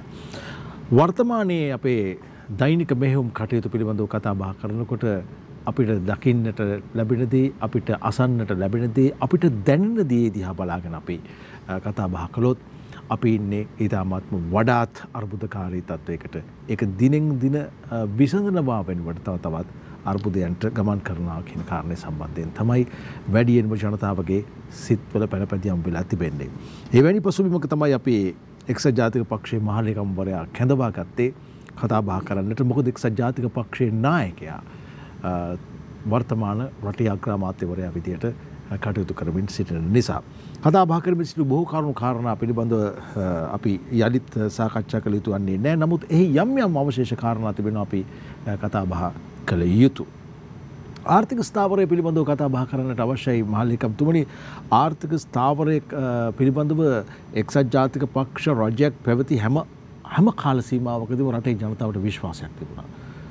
UNP ආණ්ඩුවක් තිබෙනවා රටේ මිනිස්සුන්ගේ අතේ සල්ලි තියනවා කියන කීමල තමයි තිබුණේ. හැබැයි පසුකාලිනව එන්න UNP ආණ්ඩුව පිළිබඳව කතා බහ කරනකොටත් වංචාව දූෂණය මෙවැනි දේවල් ගෑවුණා. විශේෂයෙන්ම බැඳුම් කර සිද්ධිය පිළිබඳව කතා බහ කරනකොට ඔබතුමන්ලාව එක්සත් ජාතික පක්ෂය කියන බෝඩ් ලෑල්ලෙන් තරඟ කරනකොට ඔවුන්ව අයින් කරන්නත් එක්සත් ජාතික පක්ෂයේම පිරිසක් සමග ජන බලවේගය කියලා කටයුතු කරනකොට ඒගොල්ලන්ව පාර්ලිමේන්තුවට ගෙනල්ලා ප්‍රධාන විපක්ෂයේ තියන්න ජනතාව තීරණය කරන්නේ එක්සත් ජාතික පක්ෂය පිළිබඳ ඒ තරම්ම කලකිරීමකට පත් වෙච්ච හින්දා. ඇයි ඒ? එක්සත් ජාතික පක්ෂයේ කාලාන්තරයක් තිස්සේ අර සිංහල රජ කාලය වගේ ඒ කාලේ දේවිය විසින් පුරුෂ මේ රජුරු මරලා ඉවරලා රජකම අත්පත් කරගත්තා. සහෝදරයා විසින් තමන්ගේ මේ වැඩිමහල් සහෝදරයා මරලා රජකම අත් කරගත්තා. සමහර අවස්ථාවලදී දරුවා විසින් පුතා විසින් තමන්ගේ පියාණන් ඝාතනය කරලා රජකම අත්පත් කරගත්තා. ඒ වගේ ගෝත්‍රික යුගය ඒ ඉතිහාසයේ ඒ ආපු යුගයට වගේ කාල පරිච්ඡේදයක් තමයි එක්සත් ජාතික පක්ෂය පහුගිය කාල පරිච්ඡේදයේ ගත කරේ. මොකද නියෝජ්‍ය නායකයාට පත් වෙච්ච මිනිහා හැමදාම උත්සාහ කරේ නායකයව විනාශ කරලා ඉවරලා නායකත්වයට පත් වීම සඳහා. ඒ නිසා එක්සත් ජාතික පක්ෂය විසින් කරන ලබන මේ හොඳ ප්‍රශස්ත ක්‍රියාවලීන් ඒවා ජනතාව තුළට යාම නෙමෙයි සිදු වුණේ. හැමදාම එක්සත් ජාතික පක්ෂ මූලස්ථානයේ කෘත්‍යාධිකාරී මණ්ඩලයේත් කන්නහැර රැස්වීමෙන් හැමදාම නායකත්වයට පහර ගැසීම සංවිධානාත්මකව සිදු කරපු කාර්යයක්. ඒ නිසා හැමතිස්සෙම මංගල සමරේර මහත්මයා කිව්වා රනිල්ට බෑ කියලා. අපේ පක්ෂේ නියෝජ්‍ය නායකයාගේ ඉඳලා කණ්ඩායම රනිල්ට බෑ කියලා ඉවරලා එතනින් පටන් අරගත්ත විදියට ඒක විනාශ කරයි එක්සත් ජාතික පක්ෂයේ ස්ට්‍රක්චර් එක. නමුත් පක්ෂය විනාශ කරන්න පුළුවන් වෙන්නේ නැහැ. මොකද මේට ප්‍රථම ලංකාවේ එක්සත් ජාතික පක්ෂය විනාශ කරන්න කටයුතු කරපු හැම කෙනෙක්ම නැති වුණා. ඒගොල්ලෝ විනාශ වුණා. ඒ නිසා මේ වර්තමානයේ මේ විනාශ කරපු මිනිස්සු දැන් විනාශ වෙගෙන යනවා. අද සජබෙන් කොටස් කීපයකට කැඩිලා සජබේ හිටපු කණ්ඩායම් ගණනාවක් දැන් එතන අතහැරලා එනවා. ඉදිරියේදී තව එකතු වෙවි. ඒ අනුව ඉදිරි අනාගතයේ බලා ගන්න පුළුවන් සජබෙට මොකද්ද වෙන්නේ කියලා ওই කෑකෝ ගහන කීප දෙනෙක් ඉතුරු වෙවි. ඉතින් මේක තමයි එක්සත් ජාතික පක්ෂයට ආපු ප්‍රශ්නය.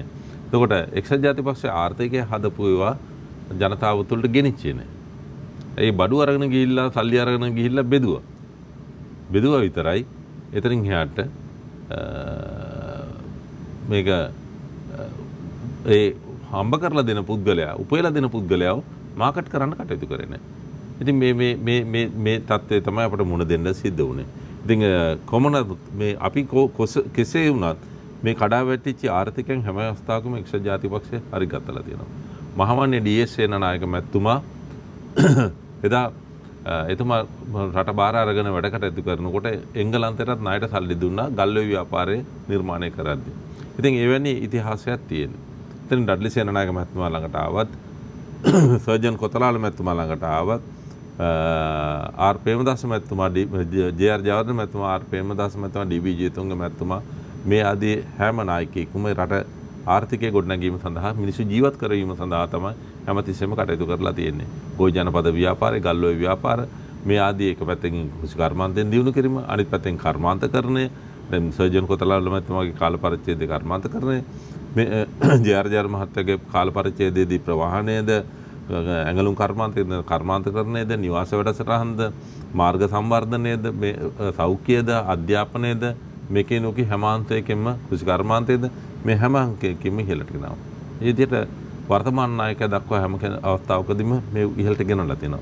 ඉතින් මෑත යුගයේ අපිට මාකටින් නැතු ගියා. ඉතින් වර්තමාන නායකයා මේ මාකටින් වලට යන්නේ නැහැ. මිනිස්සු යථාර්ථය අවබෝධ කරගෙන නැති කියලා. මොකද ඔහු හිතන අන්දමට රටේ මිනිස්සුත් සුභවාදී හිතයි කියලා විශ්වාස කරනවා. නමුත් රටේ ජනතාව මුලා වෙනවා කියන එක අපි අවබෝධ කරගත්තා පසුගිය කාල පරිච්ඡේදයේදී.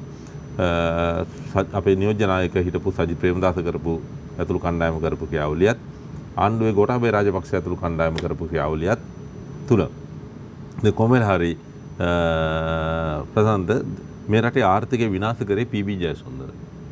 විමල් විරාංශයක වතාව කිව්වා ආර්ථික ඝාතකයා කියලා පී.බී. ජයසුන්දර. මේ පී.බී. ජයසුන්දර තමයි මේ රටේ ආර්ථිකය විනාශ කරන්නත් ඒ වගේම පසුගිය අවුරුදු 3 තුල මේ වර්තමාන ජනාධිපතිවරයා විනාශ කරන්න කටයුතු කරපු පුද්ගලයා තමයි පී.බී. ජයසුන්දර. කැබිනට් එකට සහභාගී වෙන්න පුළුවන් කැබිනට් අමාත්‍යවරුන්ටත් කැබිනට් ලේකම්වරයාටත් පමණයි. එයින් එහා කාටවත් සහභාගී වෙන්න බෑ. නමුත් පහුගිය වකවානුවේ දිගටම කැබිනට් එකට ගිහිල්ලා ඉවරලා කැබිනට් එක හසුරලා තියෙන්නේ පී.බී. ජයසුන්දර ජනාධිපති ලේකම්වරයා. ඔහු මේ කටයුතු කරපුවාම 2019 නොවැම්බර් මාසයේ 27 වෙනිදා කැබිනට් පේපරයක් ඉදිරිපත් කරලා තියෙනවා. කැබිනට් පේපරේ කැබිනට් ලේකම් හිටිය අමරසේකර මැතිතුමා හොඳ යහපත් නිලධාරී. ඒ අමරසේකර මැතිතුමා ඒ කැබිනට් පත්‍රිකාව අදාළ කැබිනට් අමාත්‍යවරුන්ට කියවා ගන්න අවකාශය දෙන්න කියපුවාම පී.බී. ජයසුන්දර කියලා දෙන්න නෑ කියවන්න අවශ්‍ය නැහැ මේක අනුමත කරනවා කියලා කෙලින්ම අනුමත කරලා තියෙනවා. දැන් මේ විදිහට පී.බී. ජයසුන්දර කැබිනට් එක රැස්වීමට ඇතුළු විය නොහැකි චරිතයක්. මොකද කැබිනට් ලේකම්වරයා ආරන්නේ මේ කාටවත් දෙන්න බෑ. දැන් කැබිනට් එකේදී අයවැය දවසේ උදේ අයවැය ඉදිරිපත් කරන්න ඉස්සරලා කැබිනට් එක රැස් වෙනවා. ඒ අයවැය ලේඛනයේ යම් කරුණු කැබිනට් මණ්ඩලය දැනුවත් කරන්න කටයුතු කරනවා. එතෙන්දී යම් පැහැදිලි කිරීම සඳහා මුදල් අමාත්‍යාංශයේ ලේකම්වරයාට එන්න පුළුවන්. හැබැයි කරුණු පැහැදිලි කිරීම පමණයි. එතනින් පස්සේ මුදල් අමාත්‍යාංශයේ ලේකම්වරයා කැබිනට් ශාලාවෙන් එළියට යා යුතුයි. ඒමයි සම්ප්‍රදාය. නමුත් පහුගිය අවුරුදු තුනේ කැබිනට් එක මෙහෙवला තියෙන්නේ කැබිනට් ලේකනුත් නෙමෙයි ජනාධිපතිවරයාවත් අගමැතිවරයාවත් නෙමෙයි සම්පූර්ණ පී.බී. ජයසුන්දර. ඔහු විසින් සමස්ත මේ ආර්ථික විනාශ කරා. එල්සී ඕපන් කරන්න තිබුණේ එල්සී ඕපන් කරන්න නැතුව ලෝඩ් එකක් ගහන කයිටියේ ලෝඩ් එක ගහන පස්සේ මුදල් ගෙවන්න බැරුව ගියා. මහජන බැංකුවේ සහ ලංකා බැංකුවේ තිබුණ රටේ රුපියල් නැතුව ගියාම මහජන බැංකුවේ සහ ලංකා බැංකුවේ තිබුණ රුපියල් බිලියන 1000ක් මොහු බොන්ඩ් පේපර් එකක් ඉෂුව කරලා ඉවරලා අරගත්තා. අදටත් මහජන බැංකුවත් ලංකා බැංකුවේ රුපියල් නැත්තන්ට හිර වෙලා තියෙන්නේ මේ පී.බී. ජයසුන්දර කරන ලද මහා විනාශයේ මගඩේ නිසා කියන එක අපි කියන්නට ඕන. දැන් අද ගෑස් ටික ගෙන්නන්න විදියක් නැහැ. ඉන්ධන ටික ගෙන්නන්න විදියක් නැහැ. දැන් 23 වෙනිදා පෙට්‍රල් නැවකුත් ඒ වගේම 24 වෙනිදා නැවත ඩීසල් නැවකුත් ලංකාවට එනවා. හැබැයි වැඩේ තියෙන්නේ මේවා ගෙන්නන්න මුදල් නැහැ. අද ගෑස් ටික නැහැ. මේ රටේ එක මාසයක් සඳහා මෙට්‍රික් ටොන් 25000ක් ගෑස් අවශ්‍යයි. මාස 4කට මෙට්‍රික් ටොන් ලක්ෂයක් අවශ්‍යයි. දැන් ඊයේ නාගානන්ද නීතිඥවරයෙක් ඒ නීතිඥවරයාගේ පැටිග්‍රියත් කරලා තමයි යා කරපු කතාව ගැන මට කියන්න තියෙන්නේ. මම ඒක පසුව කියන්න. පතන්ද මේ නාගානන්ද නීතිඥවරයා ඊයේ ප්‍රකාශයක් කරන සමාජ මාධ්‍ය හරහා ගෑස් වල විශාල වංචාව සිදු කරලා තියෙනවා. 2022 සහ 2023 සඳහා ගෑස් ලබා ගැනීම සඳහා ටෙන්ඩර් කෝල් කරලා දෙනවා. මේ ටෙන්ඩර් කෝල් කරපුවාම ටෙන්ඩර් 3ක් ඉදිරිපත් කරලා තියෙන ලෝවස්ට් L1 එක තමයි සියම් ට්‍රේඩින් එක. ඊට පස්සේ L2 එක OQ ට්‍රේඩින්, L3 එක BB එනර්ජි කියන සමාගම් තුنين ටෙන්ඩර් 3ක් කියලා දෙනවා. ඒතකොට සියම් ට්‍රේඩින් එකේ ගෑස් මෙට්‍රික් ටොන් එකක් ඩොලර් මිලියන 96කට ලබා දෙන්නට දාලා තියෙනවා. එතකොට අනිත් OQ ට්‍රේඩින් සමාගමේ ඩොලර් මිලියන 129කට දෙන්නත්, ඒ වගේම BB එනර්ජි එකේ ඩොලර් මිලියන 148කටත් ඩොලර් 148කටත් දෙන්නට මේගොල්ලෝ දාලා තියෙනවා. එතකොට සියම් සමාගමේ ප්‍රශ්නයක් තියෙනවා. සියම් සමාගමෙන් ගෙන්න බුණා ගෑස් වලට අපි මුදල් ගෙවලා නැහැ. එතන ගෙවීමක් කරන්නට තියෙනවා. දැන් මේ තත්ත්වයට එක්කලා අපි ආණ්ඩුව කතා කරා මේගොල්ලොත් එක්කලා ඉතින් අමාත්‍යාංශය කතා කරා මේ සියම් සමාගමත් එක්කලා ගෑස් එකවර මෙට්‍රික් ටොන් මට මතක විදියට 16000ක් වෙන්න ඕන. ඒ වගේ ලොකු 40000ක ප්‍රමාණයක් ලබා දෙන්නේ කියලා ඉරලා. නමුත් සියම් සමාගම එකඟ වුණේ නැහැ.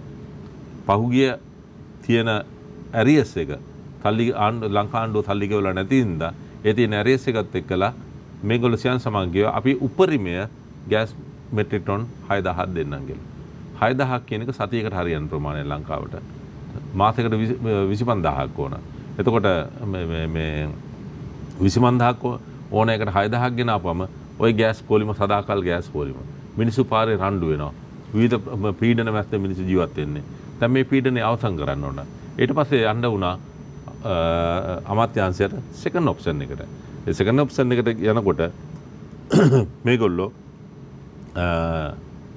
ඒ වගේම සියම් සමාගම මේකේ තව ගාණ වැඩි කරලා ඩොලර් මිලියන ඩොලර් 96ට දෙන්නම් කියපු එක ඩොලර් 112 දක්වා වැඩි කරා.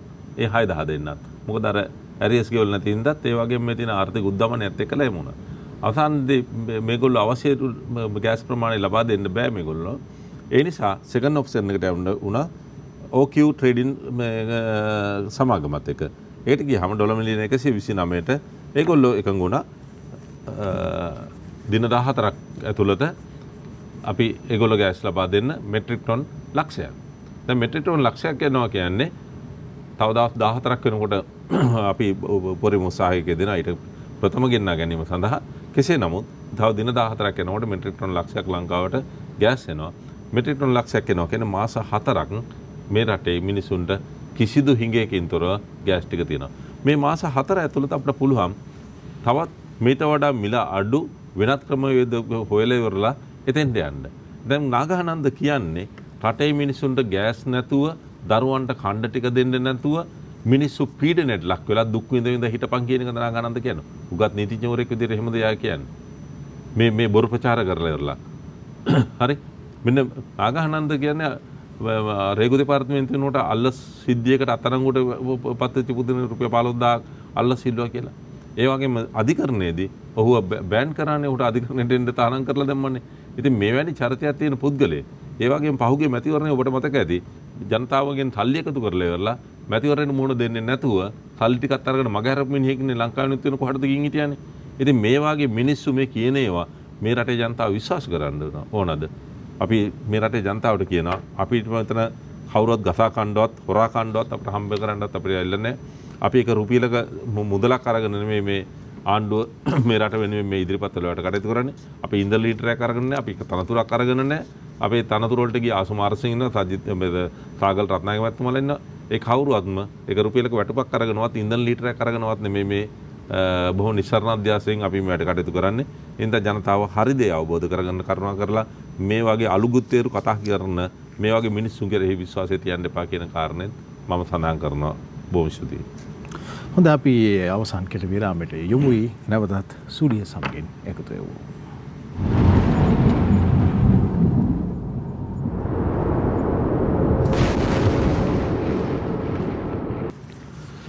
අපි කතා බහ කරන්නේ එක්සත් ජාතික පක්ෂයේ මහලේකම්තුමන් එක්ක.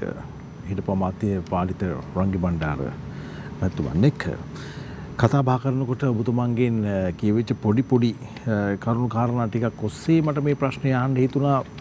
ලේකම්තුමා දැන් එක්සත් ජාතික පක්ෂය පාර්ලිමේන්තුවට එන්නේ ජාතික ලයිස්තු මන්ත්‍රී ධූරයට ඔබතුමන්ගේ නායකයා වර්තමාන අග්‍රාමාත්‍යවරයා පත්වන්නේ විපක්ෂයේ වාඩි වෙන්න. හැබැයි එතුමා පාර්ලිමේන්තුවට කියන මම දන්නේ නැහැ මං කොහෙද ඉන්නේ කියලා. මං ආණ්ඩු පක්ෂයේ ඉන්නවද දන්නේ නැහැ. මම විපක්ෂයේ ඉන්නවද කියලා දන්නේත් නැහැ. මොනවද දන්නේ නැහැ. මං විතරයි ඉන්නේ. તો වර්තමානයේ දැන් එතුමා අග්‍රාමාත්‍යවරයා.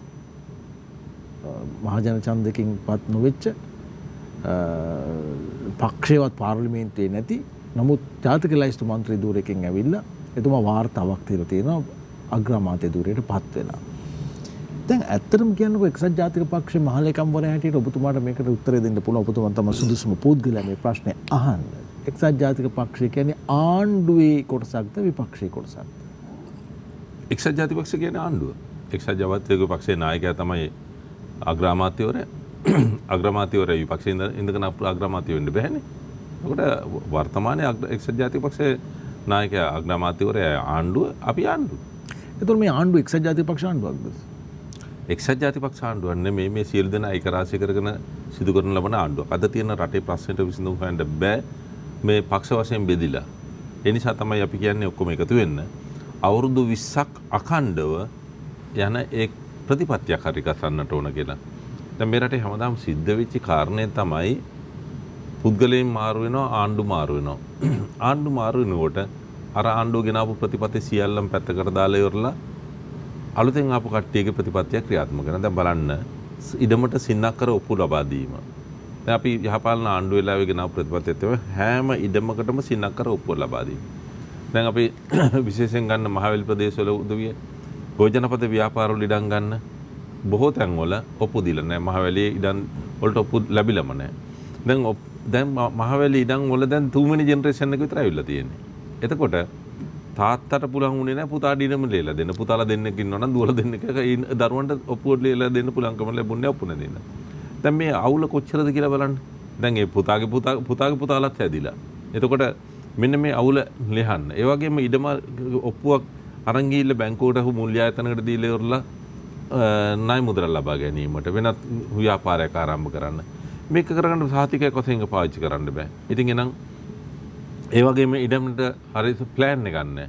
දැන් මේ අර්බුදේ ඒවත් එක්කලා ගැටුම්. දැන් මේ සියල්ල මේ අවසන් වෙනවා.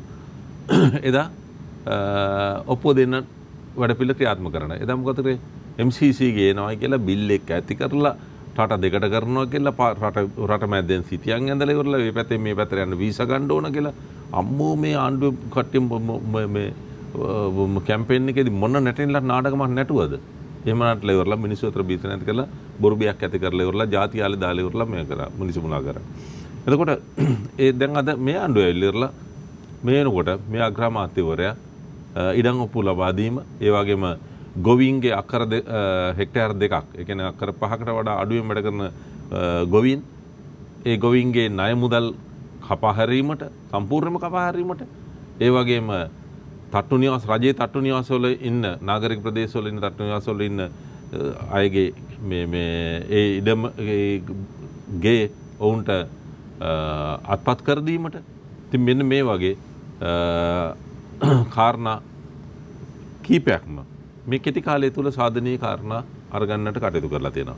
ඒ වගේම දැන් මේ තියෙන ප්‍රශ්නේදී මුහුණ දෙන්න ඔක්කොම එකතු වෙන්නට ඕන. ඔබ අහපු ප්‍රශ්නෙට අනුව.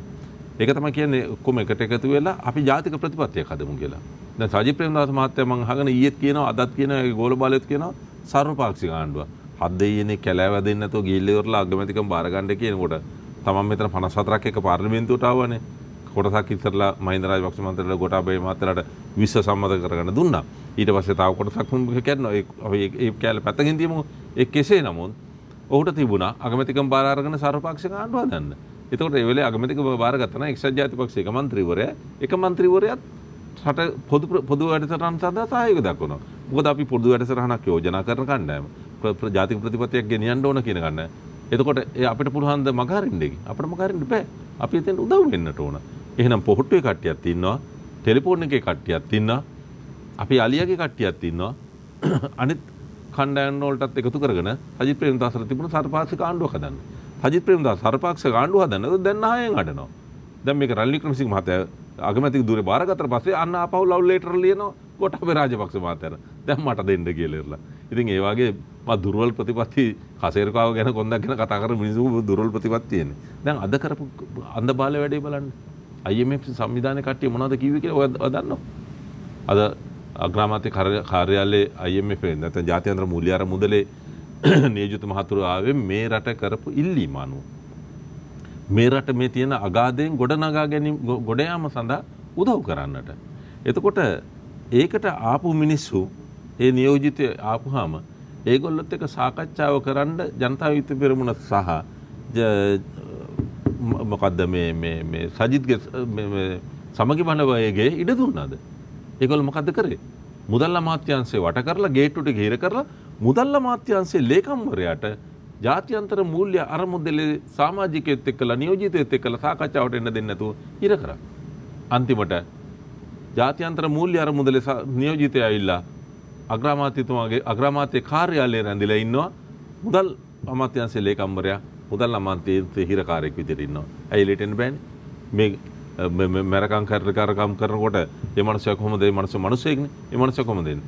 අන්තිමට පොලිස් ආරක්ෂාව හමුදාව ආරක්ෂාව යොදලා ඒ මේ මුදල් අමාත්‍යාංශයේ ලේකම්තුමාව අග්‍රාමාත්‍ය කාර්යාලයට එන්න සැලසුනේ. අර ජාත්‍යන්තර නියෝජිතයෝ ඇවිල්ලා උදව් කරන්න ආපු නියෝජිතයෝ ඇවිල්ලා පැය භාගයක් රත්යාදියේ බල ඉන්නවා මුදල් අමාත්‍යාංශයේ ලේකම්තුමා එනකම් මේ සාකච්ඡාව ගෙනියන්න. බලන්න කොච්චර පහර වැඩද කියලා. ඇයි මේ මූල්‍ය අරමුදලේ සහයෝගය අරගෙන මේ තියෙන ගෑස් ප්‍රශ්නේ, මේ තියෙන ඉන්ධන ප්‍රශ්නේ, මේ තියෙන ප්‍රවාහන ප්‍රශ්නේ, ඖෂධ ප්‍රශ්නේ මෙන්න මේ ප්‍රශ්න ටික බේරුම් කරලා දෙනවට ඇයි ඊර්ෂ්‍යා? බලය ලබා ගැනීම සඳහා කුහකත්වයෙන් වැඩ නොකරන්න ඕන. බලය ලබා ගැනීම සඳහා ජනතාව පීඩනයටපත් කරන්න නොකළ යුතුයි. මේගොල්ලෝ බලන්නේ ජනතාව පීඩනයටපත් කරන්න. ජනතාව පීඩනයටපත් කරලා බලයට එම සඳහා තමයි මේ සජබයත් ජාවිපෙත් අද කටයුතු කරේ අරගලේ නාමයෙන්. ඉතින් ඉඳ අන්තිමට ජාත්‍යන්තර මූල්‍ය අරමුදලේ සමාජිකයෝ සාකච්ඡාව අවසන් වෙලා කිව්වේ මොකද්ද? අපි ලංකාවේ ප්‍රශ්නෙට එන්න කියලා ආරාධනා කරමින්ද අපි ආවේ උදව් වෙන්නට. නමුත් ලෝකයේ කිසිම රටක විපක්ෂ නායකයා සහ විපක්ෂය මේ විදියට මෙහෙම උදව් කරන්න ආපු තැනකදී අපි මේ පීඩනයටපත් කරන්නේ නැහැ. ඒගොල්ලෝ සහාය දැක්වුවා විතරයි කරේ කියලා ඉවරලා. බණ්ඩ වර්තමාන විපක්ෂ නායකයාගේ ලඳ බොල්තකොල්ල කොහොමද කියලා උපාධි ගත්තා කියලා ඉවරලා Facebook එකේ ෆොටෝ දාලා ඉන්නවා. මම දන්නේ මොන උපාධි ගත්තද කියලා රටක ජනතාව ගැන හිතන්නේ නැති උපාධි අරගෙන මොනකට කියලා ඉවරලා. ඔන්න ඕක තමයි තත්ත්වය. ලේකම්තුනි දැන් ඔබ කියනවා ඔව් මේ අපි එක්සත් ජාතික පක්ෂයේ ආණ්ඩුවේ. එතකොට අපි ආණ්ඩු පක්ෂයේ අපේ නායකයා තමයි අග්‍රාමාත්‍යවරයා. හැබැයි රටේ ජනතාව කියන්නේ අපි කතා බහ කරනකොට අපිට ඇහෙන්නේ මේ ආණ්ඩුවේ ඉන්නේ රනිල් වික්‍රමසිංහ මැතිතුමත් රාජපක්ෂ වරුන් මේ පිරිසත් පමණයි. පොදු ජන පෙරමුණේ පොහොට්ටුවේ අයවත් අඩුම ගානේ රනිල් වික්‍රමසිංහ මැතිතුමාට ඒකට ලොකු සහයෝගයක් දක්වන්නේ නැහැ. අපි පහුගිය දවස්වල දැක්කා යම් කතා බහවලදී අග්‍රාමාත්‍යවරයා පිළිබඳ විවේචන එල්ල කරනවා. ඍජු විවේචන එල්ල කරක නැහැ කියන්න බෑ. වාසුදේව නානායක්කර මැතිතුමා කියනවා දැන් ඔවුන් පක්ෂ 11ක් එකතු වෙලා සංධානයක් ගත වෙලා ඉන්නවනේ. ඔවුන් කියනවා අපි සර්වපාක්ෂික ආණ්ඩුවක් පිහිටවන්නට අවශ්‍යයි. හැබැයි මේ අග්‍රාමාත්‍යවරයා නැතිව මේක කරන්නට අවශ්‍යයි. මේ අග්‍රාමාත්‍යවරයාත් එක්ක ඉදිරියට යන්න බෑ කියලා. දැන් ඔබ කියනවා මේ ආණ්ඩුව ඇතුලේ අපි ඔක්කොම එකට ඉන්න අවශ්‍යයි කියලා. ඔබ කියනවා ඔබේ අග්‍රාමාත්‍යවරයාට සහයෝගය තියෙනවා කියලා. නමුත් ප්‍රායෝගික ක්‍රියාවලියදී අපිට දකින්නට ලැබෙනවා අපිට මාධ්‍ය වලින් වාර්තා කරන්නට සිද්ධ වෙනවා මේ තියෙන ගැටුව. හොරසන් දැන් මේකේ කිසිම ගැටලුවක් නැහැනේ. රනිල් වික්‍රමසිංහ මහත්මයා ගිහිල්ලා අගමැතිකම දෙන්න ආණ්ඩුව දෙන්න කියලා ඉල්ලුවේ නැහැනේ. මේක ඔපකරේ සජිත් ප්‍රේමදාස මහත්තයාට පළවෙනියටම. දෙලට සරත් පොන්සේක මහත්මයාට. එතකොට මේ කවුරුත් වගේම බාරගත්තේ නැහැ. එතකොට එහෙමනම් මහින්ද රාජපක්ෂ මහත්තයා අයින් වෙනකොට වාසුදේව නානායක්කාර මහත්තයා හරි වීරවංශ මහත්තයා හරි ගම්මන්පිල මහත්මයා හරි එහෙම නැත්නම් පොහොට්ටුවේ හිටපු වෙනත් අමාත්‍යවරු ජ්‍යෙෂ්ඨයෙකුට හරි කනිෂ්ඨයෙකුට හරි මම අගමැතිකම බාර ගන්නම් මම මේ රටේ මේ ප්‍රශ්නෙට මුහුණ දෙන්නම් කියලා මුහුණ දෙන්න බාර ගන්න තිබුණා. හැබැයි ඔය එක්කෙනෙක්වත් ඉදිරිපත් වුණේ නැහනේ. අර නොකරන වෙදකමට කොඳුරු තෙල් හත්පට්ටේකුයි තා චුට්ටක් ඕන කිව්වා වගේ මේ වැඩේ නොකරෙන්න දැන් මේගොල්ලෝ දැන් සර්වපාක්ෂික කතන්දරකේ ඉන්නවා. ඉතින් හත් දෙයිනේ ඒකට මම කීප වතාවක්ම කිව්වේ මේ සර්වපාක්ෂික එකතු කරගන්න තිබ්බනේ. ඔව් මම මේ වගකීම් බාර ගන්නවා. ජාත්‍යන්තරේ මන් දිනා ගන්නවා. ජාත්‍යන්තර මූල්‍ය අරමුදලට මම යනවා. ගිහිල්ලා ඉවරලා මම මේ මුදල් ටික හොයා ගන්නවා. මෙතෙන් යන්න තිබ්බනේ. එහෙම නැත්නම් ලෝක බැංකුවට මම යනවා. මම නැත්නම් ජපානයෙන් උදව් ගන්නවා. ඇමරිකාවෙන් උදව් ගන්නවා. හරි ඕස්ට්‍රේලියාවෙන් උදව් ගන්නවා. ඉතින් එතන යන්න තිබ්බා. මේගොල්ලෝ එක්කෙනෙක්වත් ඒක කිව්වේ නැහනේ. දැන් මෙතන මේ අනම්මනම් බහූත කියලා හිටියට වැඩක් තියනවද? ඒක තමන්ගේ නිවටකමනේ ප්‍රදර්ශනය කරන්නේ. නායකත්වය නෙමෙයිනේ. රනිල් වික්‍රමසිංහ මහතාට යකඩ හිතක් තියෙන්න ඕන. මොකද මේ ගෑස් නෑ මෙහෙන් ඩීසල් නෑ මෙහෙන් භූමි තෙල් නෑ මෙහෙන් පෙට්‍රල් නෑ ඖෂධ ටික නෑ. හරි? පඩි ගෙවන්න රුපියල් නෑ. මේ විදේශ සංචිතයේ ඩොලර් නෑ. එක ඩොලර් මිලියනයක්. එක ඩොලර් 100ක් නැති රටක් නේ බාරගත්තේ. බණ්ඩාගාරේ. ට්‍රෙසරි රුපියල් නෑනේ. අපි මූලික සාකච්ඡාවල හිටියනේ මුදල් අමාත්‍යාංශයෙන් ගෙනල්ලා අග්‍රාමාත්‍යතුමා සාකච්ඡා කරන්නේ නිවර්ත දර්ශකේ. වෙසක් පොසොන් කියලා තරන්නේ නැතුව පොයි දවසේ ඊට කරමින්. එතනදී මුදල් අමාත්‍යාංශයත් එක්ක සාකච්ඡා කරනකොට ලංකා බැංකුවේ චෙයාමන් එක්කලා මේ මහජන බැංකුවේ චෙයාමන්ගේ වැටුප් ගෙවීම සඳහා මුදල් ටික අරගන්න පුළුවන් කතාවටම අඩතන රුපියල් මිලියන 100ක් ගන්නවත් බැංකුව දෙකේ සල්ලි තිබුණේ නැහැ. එතකොට එහෙම රුපියලුත් නැති ඩොලරුත් නැති රටක් බාර අරගෙන මේක ටික ගොඩනගාගෙන එන්න නිකම් මිනිහෙකුට පුළුවන්. මේක යකඩ හිතක් තියෙන මිනිහෙක් වෙන්න ඕන. හින්දා රනිල් වික්‍රමසිංහගේ යකඩ හිත නිසා තමයි රනිල් වික්‍රමසිංහ මහත්තයා මේ වගකීම බාර අරගත්තේ. අද ක්‍රමානුකූලව ගොඩනගාගෙන යනවා. දැන් මේ ගත වෙලා තියෙන්නේ දින 30 ගාණක්. මේ දින 35ක් ගත වෙනකොට දැන් අහනවා රනිල් බාර අරන් කෙරුවද කියලා. සෝෂල් මීඩියා එකේ Facebook එකේ හරි එක එක්කෙනා ගහන පත්තර රනිල් බාර අරන් කෙරුවද? රනිල් ගොඩනගනවද? රනිල්ට පුළුවන්ද? අවුරුදු 3ක් තිස්සේ කාලා විනාශ කරපේක හොරකම් කරලා මේක දීපල අරන් ගියක රනිල් වික්‍රමසිංහ ආපුවම දවස් 30 මාසයක් යන දෙතල මේක ගොඩ නගන්න ඕන. ඒක තමයි රනිල් වික්‍රමසිංහ මහත්තයා කිව්වේ.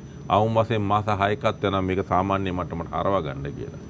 ඒකට අනිත් උදෙන් ගන්න ඕන. ලෝකේ ඔබට ඔබට කතා කරලා ඔබයි මගේ හිතවත්කම මට කතා කරලා ඔබට කියන්න පුළුවන් මට රුපියල් 10,000 දෙන්න පුළුවන්ද කියලා. ඔබට මගේ account number එක ඉල්ලගෙන කොහේ හරි ඉන්න තැනක මගේ account එකට දාන්නම් කියලා දායි. ඒ හිතවත්කම. නැත්නම් ළඟ ඉන්නවනම් අපි අද මේ හුවමාරු කරගනි. හැබැයි රටකින් රටකට ගනුදෙනුවක් කරනකොට එහෙම නෙමෙයි. රටේ රාජ්‍ය පාලකයා නායකයා එකඟ වෙන්න පුළුවන්. හැබැයි එකඟ වුණත් ඒක සිස්ටම් එකට යන්න ඕන. ඒ ගිහිල්ලා ඉවරලා සිස්ටම් එක අනුමත වුණාට පස්සේ තමයි මේ ප්‍රොසෙස් එක යන්න අවමතෙන් මාස 3ක්වත් යනවා. අඩුම වශයෙන් මාස 3ක්වත් යනවා. දැන් අද ජාත්‍යන්තර මූල්‍ය අරමුදලේ සමාජිකයෝ ඉල්ලවල නියෝජිත මහතුරු ඇවිල්ලා ගරු අගමැතිතුමා මුදල් අමාත්‍යාංශ ලේකම්තුමා ඇතුළු කණ්ඩායමත් එක්ක සාකච්ඡා කරලා අද සුබවාදී ප්‍රතිචාරයක් දක්වලා තියෙනවා. ඉතින් මේ මාසේ අවසන් වෙනකොට උත්සාහයක යෙදලා ඉන්නවා වේගින් මේ වැඩ කටයුතු කරලා මාණ්ඩලික මට්ටමේ ගිවිසුම අත්සන් කර ගැනීම සඳහා. ඒ මාණ්ඩලික මට්ටමේ ගිවිසුම අත්සන් කරගත්තාම අපි කෙරෙහි ලෝකේ විශ්වාසය දෙනවා. අපි බලාපොරොත්තු වෙනවා. ලෝකයේ අනිත් අපට උදව් කරන්න ඉන්න කණ්ඩායමත් ජාත්‍යන්තර මූල්‍ය අරමුදල අපට උදව් කරන නිසා අපට උදව් කරાવી. ඒ අනුව මේ රට ගොඩ ගන්නට පුළුවන්. හැබැයි මට ජනතාවගෙන් ලිමක් කරනවා. ප්‍රාතිහාර්ය පාන්න පුළුවන් කියන්නේ මේ රනිල් වික්‍රමසිංහ මහත්තයාත් මිනිසෙක්. එතුමාට හොඳට ඉවසීම තියෙනවා. එතුමාට හොඳ දැනුම තියෙනවා. එතුමාට ජාත්‍යන්තර සබඳකම් තියෙනවා. ඒ ජාත්‍යන්තර සබඳකම් තියෙන නිසා තමයි මේ தත්ත්වයට මේ කෙටි කාලය තුල මෙතන ගෙනාවේ. තව මාස 3ක් 4ක් විතර යනකොට මේ தත්ත්වේ බොහෝ වෙනස්කම් කරගන්නට පුළුවන් වෙයි. ඒ නිසා පාරට බහැලා උද්ඝෝෂණය කරන එකවත්, ගෑස් පොලිමේ ගහ ගන්න එකවත්, පෙට්‍රල් පොලිමේ ගහන ගන්න එකවත්, සෙඩ් එකේ මිනිහට ගහන එකවත්, සෙඩ් එකට ගිනි තියන එකවත්, පොලිසියට ගහන එකවත්, රෝහලේ කාර්ය මණ්ඩලයේ වෛද්‍යවරයා ඇතුළු බෙහෙත් ටික ගන්න ගියාම තෙල් ටික ගන්න ගියාම ඒ මිනිස්සු එළවන එකවත්, ගුරුවරු ප්‍රශ්න පත්‍ර ටික බලන උත්තර පත්‍ර බලන ගුරුවරයා ගියාම ඉන්ධන ටික ගන්න ගියාම ඒගොල්ලන්ට දෙන්න නැතුව හිරිහැර කරන එකවත් කරන්න එක නෙමෙයි. ඒගොල්ලන්ට උදව් වෙන්න යොසලිවන්තව කටයුතු කරන්න. ගුරුවරයා උත්තර පත්‍රය බලන්නේ ඔබේ දරුවාගේ මිස ගුරුවරයාගේ දරුවාගේ නෙමෙයි. ඒක මතක තියාගන්නට. වෛද්‍යවරයා ඇතුළු කාර්ය මණ්ඩලය ඔබ තුවාල වෙලා ගියත් ඔබට අසනීප වෙලා ගියත් ඒ වෛද්‍යවරයා ඇතුළු කාර්ය මණ්ඩලය තමයි ඔබ ජීවත් කරවන්නේ. ඔබ රණ්ඩුවක් ඇති වුණොත් ඔබට ප්‍රශ්නයක් ඇති වුණොත් ඔබ හොරු කඩාගත්තත් හොරු බින්දත් ඔබට හිරිය ශාරීරික පීඩනයක් ඇති වුණොත් ඔබ තාරපුවම එන්නේ ඉන්නේ පොලිසිය. එහෙනම් පොලිසියත් එක්ක ගැටුම් කරලා පොලිසියට තෙල් ටික ගන්න දෙන්න නැතුව හිරියර කරලවත් මේ වෛද්‍ය කණ්ඩායම් එක්කලා මේ හෙල්ත් සෙක්ටරේ කට්ටියත් එක්ක ගහගෙනවත් ගුරුවරු එක්ක ගහගෙනවත් පෙට්‍රල් සෙඩ් එකට ගිනි තියලවත් සෙඩ් එකේ නිල්ලා සේවකයන්ට පහර දීලාවත් මේ ප්‍රශ්නේ දරන්න බෑ. මේක රාජපක්ෂ මහත්වරු විසින් ඔබ විසින් ඡන්දය දීලා ඔබ විසින් පත් කරන ලද රාජපක්ෂවරුන්ගේ ආණ්ඩුව විසින් ඇති කරන ලද අසාමාන්‍ය තත්ත්වයක් මේ අර්බුදය නිර්මාණය කරේ. ඔවුන් ඒ නිර්මාණය කරන්න දායක වුණේ ඔබලා 69 ලක්ෂ එකතු වෙලා. එහෙනම් මේ කපාගත්තා නම් කරේ තියාගනින් කියලා කියමනක් තියෙනවා. ඒ වගේ දැන් මේක කරගත්තා නම් මිදව ගන්නත් සිද්ධ වෙනවා. ඒ මිදවීම ඉක්මනින් ඉවර කරලා දෙන්න තමයි රනිල් වික්‍රමසිංහ මහත්මයා උත්සාහ කරන්නේ. ඒ නිසා මේ මාස 3ක කාලයක් ඉවසිලිවන්තව කටයුතු කරන්න. එතනින් එහාට අපිට යහපත් විදියට යන්න පුළුවන්කම ලැබෙවි කියලා අපි විශ්වාස කරනවා. ලේකම්තුනි මගේ අවසාන මිනිත්තු කිහිපය නිසා මේ අවසාන ප්‍රශ්නය පැහැදිලි උත්තරයක් ඔබතුමන්ගෙන් බලාපොරොත්තු වෙනවා. යහපාලන ආණ්ඩු කිරුවා කරන්න ගිහිල්ලා එක්සත් ජාතික පක්ෂයට පහුගිය මහමැතිවරණයේදී එක් ආසනයක්වත් දිනා ගන්නට බැරි වුණා. දැන් මේ ආණ්ඩුවේ අග්‍රාමාත්‍යකම් කරන්නට ගිහිල්ලා අවසානයේදී එක්සත් ජාතික පක්ෂය කොතනින් නවතීද? මොකද එක්සත් ජාතික පක්ෂය කියන්නේ රටේ වැඩිම ජනපදනමක් තිබෙන පක්ෂය. රටට සේවයක් කරලා තිබෙන පක්ෂයක්.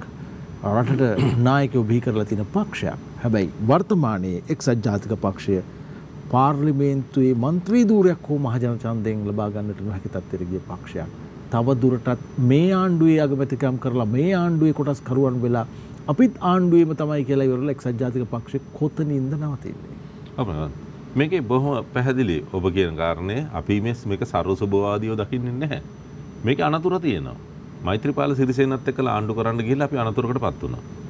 ඒ කුහකත්වය ප්‍රදර්ශනය කිරීම තුළ ඔහු දැන් උතන මෛත්‍රීපාලගේ ගැටුම ඇතරම ඇති වුණේ චීනෙන් දුන්න සල්ලි ටිකක් සල්ලි වගේක් ඔහුගේ ගිණුමකට දාන්න නැති ප්‍රශ්න මේ නීති අනුකූල දාන්න බැරිකම එදා හිටපු මහ බැංකුව අධිපතිවරයා ඒක එකඟ වුණ නැතිකම අර්ජුන රෙස්විස් ඊට පස්සේ අවසානයේදී ඒ සල්ලි එයාගේ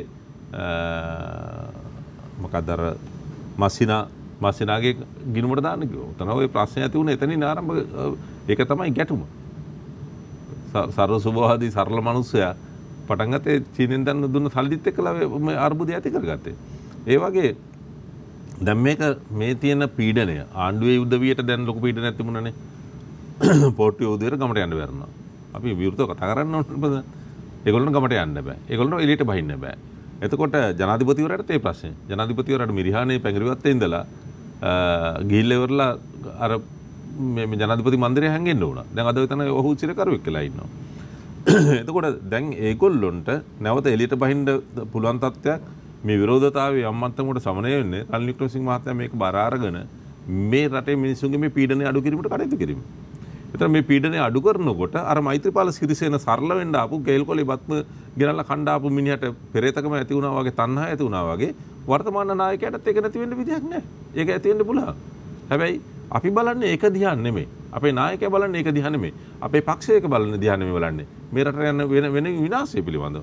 මේ රටේ දරුවන් මන්දපෝසරෙන්. දැන් මේ ආසියානු කලාපයේ දෙවෙනි තැනට මන්දපෝසරෙන් පෙළෙන රට බවට ළමයින් පෙළෙන රට බවට පත් වෙන්න යන වෙනවා මේ ලංකාව. ලෝකෙම 7. ලෝකෙම 4 වෙනි ස්ථානය. එතකොට 7 වෙනි ස්ථානේ. ලෝකෙම 7 වෙනි ස්ථාන. මෙන්න මේ තත්ත්වෙට මෙතනපත් වෙලා. එතකොට මේ තියෙන විනාශේ මේ රටේ ජනතාව බේරගන්න. රනිල් වික්‍රමසිංහ මහත්තයා මේ වාක්‍යයෙන් බාරගත්තේ ජනතාව ගැන හිතලා, රට ගැන හිතලා. මේ රට විනාශ වෙන්න දෙන්න බැරි නිසා. එතකොට මේකේ මේ ක්‍රියාදාමය මෙසේ සිදු සද්භාවයෙන් රනිල් වික්‍රමසිංහ මහත්මයා ඇතුළු එක්සත් ජාතික පක්ෂය මේ කටයුතු කරනකොට අනිත් අය කුහක වැඩ කටයුතු කරයි. ඉතින් කුහක වැඩ කටයුතු කරපුවාම ඒකේ ප්‍රතිඵල භුක්ති දෙන්නේ රනිල් වික්‍රමසිංහටවත්, රංගේ බණ්ඩාර මහලේකන්ටවත් නැත්නම් මේ සභාපතිවරත් කට්ටිය නෙමෙයි.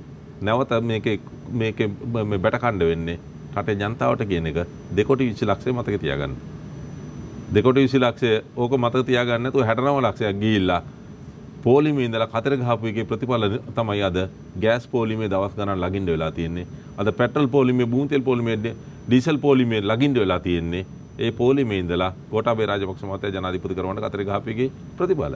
ඉතින් එහෙමනම් රට කරන්න පුළුවන් මිනිස්සු කවුද? වගකීම් තියෙන දරන්න පුළුවන් මිනිස්සු කවුද? ජාත්‍යන්තරයෙන් සහයෝගය ගන්න පුළුවන් මිනිස්සු කවුද කියන එක රටේ ජනතාව බොහොම පැහැදිලිව අවබෝධ කරගන්නට ඕන. ඒක අවබෝධ කරගත්තේ නැත්නම් නැවතත් අගාධයට යන්නේ රටේ ඔබ මිස රනිල්වත්, රංගේ බණ්ඩාරවත්, වජිරබේ වර්ධනවත්, රුවන් විජේවර්ධනවත්, සාගල් රත්නායකවත්, අඛිල විරාජකාරීව සමත් නෙමෙයි. හොඳයි, අපි අද සඳුදා දිනේ සුලියෙන් කතා බහට එක් කරගත්තේ එක්සත් ජාතික පක්ෂයේ මහලේකම් හිටපු අමාත්‍ය පාලිත රංගේ බණ්ඩාර මැතිතුමන්. අපි බෙහෙවින් ස්තුතිවන්ත වෙනවා අපේ ආරාධනය පිළිගෙන සඳුදා දින සුලියේ කතා බහට එකතු වීම පිළිබඳව. බොහොම ස්තුතියි. අපි හෙට දිනේදී අඟහරුවාදා සුලියෙන් කතා බහ කරන්නට බලාපොරොත්තු වන්නේ ශ්‍රී ලංකයේ කැළඹෙන දේශපාලනයේ කතාව පිළිබඳව හිටපු ජනාධිපති මෛත්‍රීපාල සිරිසේන මැතිතුමන් සමගින් අපි හෙට දිනේ හමු වෙමු බලාපොරොත්තුෙන් අද දිනේ සමුගන්නවා ප්‍රාර්ථනා කොට ගැන අහන්න අර ජාත්‍යන්තර වශයෙන් හොරකම් කර විදේශවල මේ එතුමා කමිටු ප්‍රධානියා ජේ.සී. වෙලියමුණ මහත්මයා ලේකම් ඒකින්ද ඒ රිපෝට් එකේ කොපියකුත් අරන් එන්න ගන්නලා පෙන්නන්න කිව්වනම් හරි. හොඳයි. අපි හෙට දිනේ යලි හමු වෙමු බලාපොරොත්තුෙන් සමුගන්නවා ප්‍රාර්ථනා කරන අපට සුවදායි රාත්‍රියක්.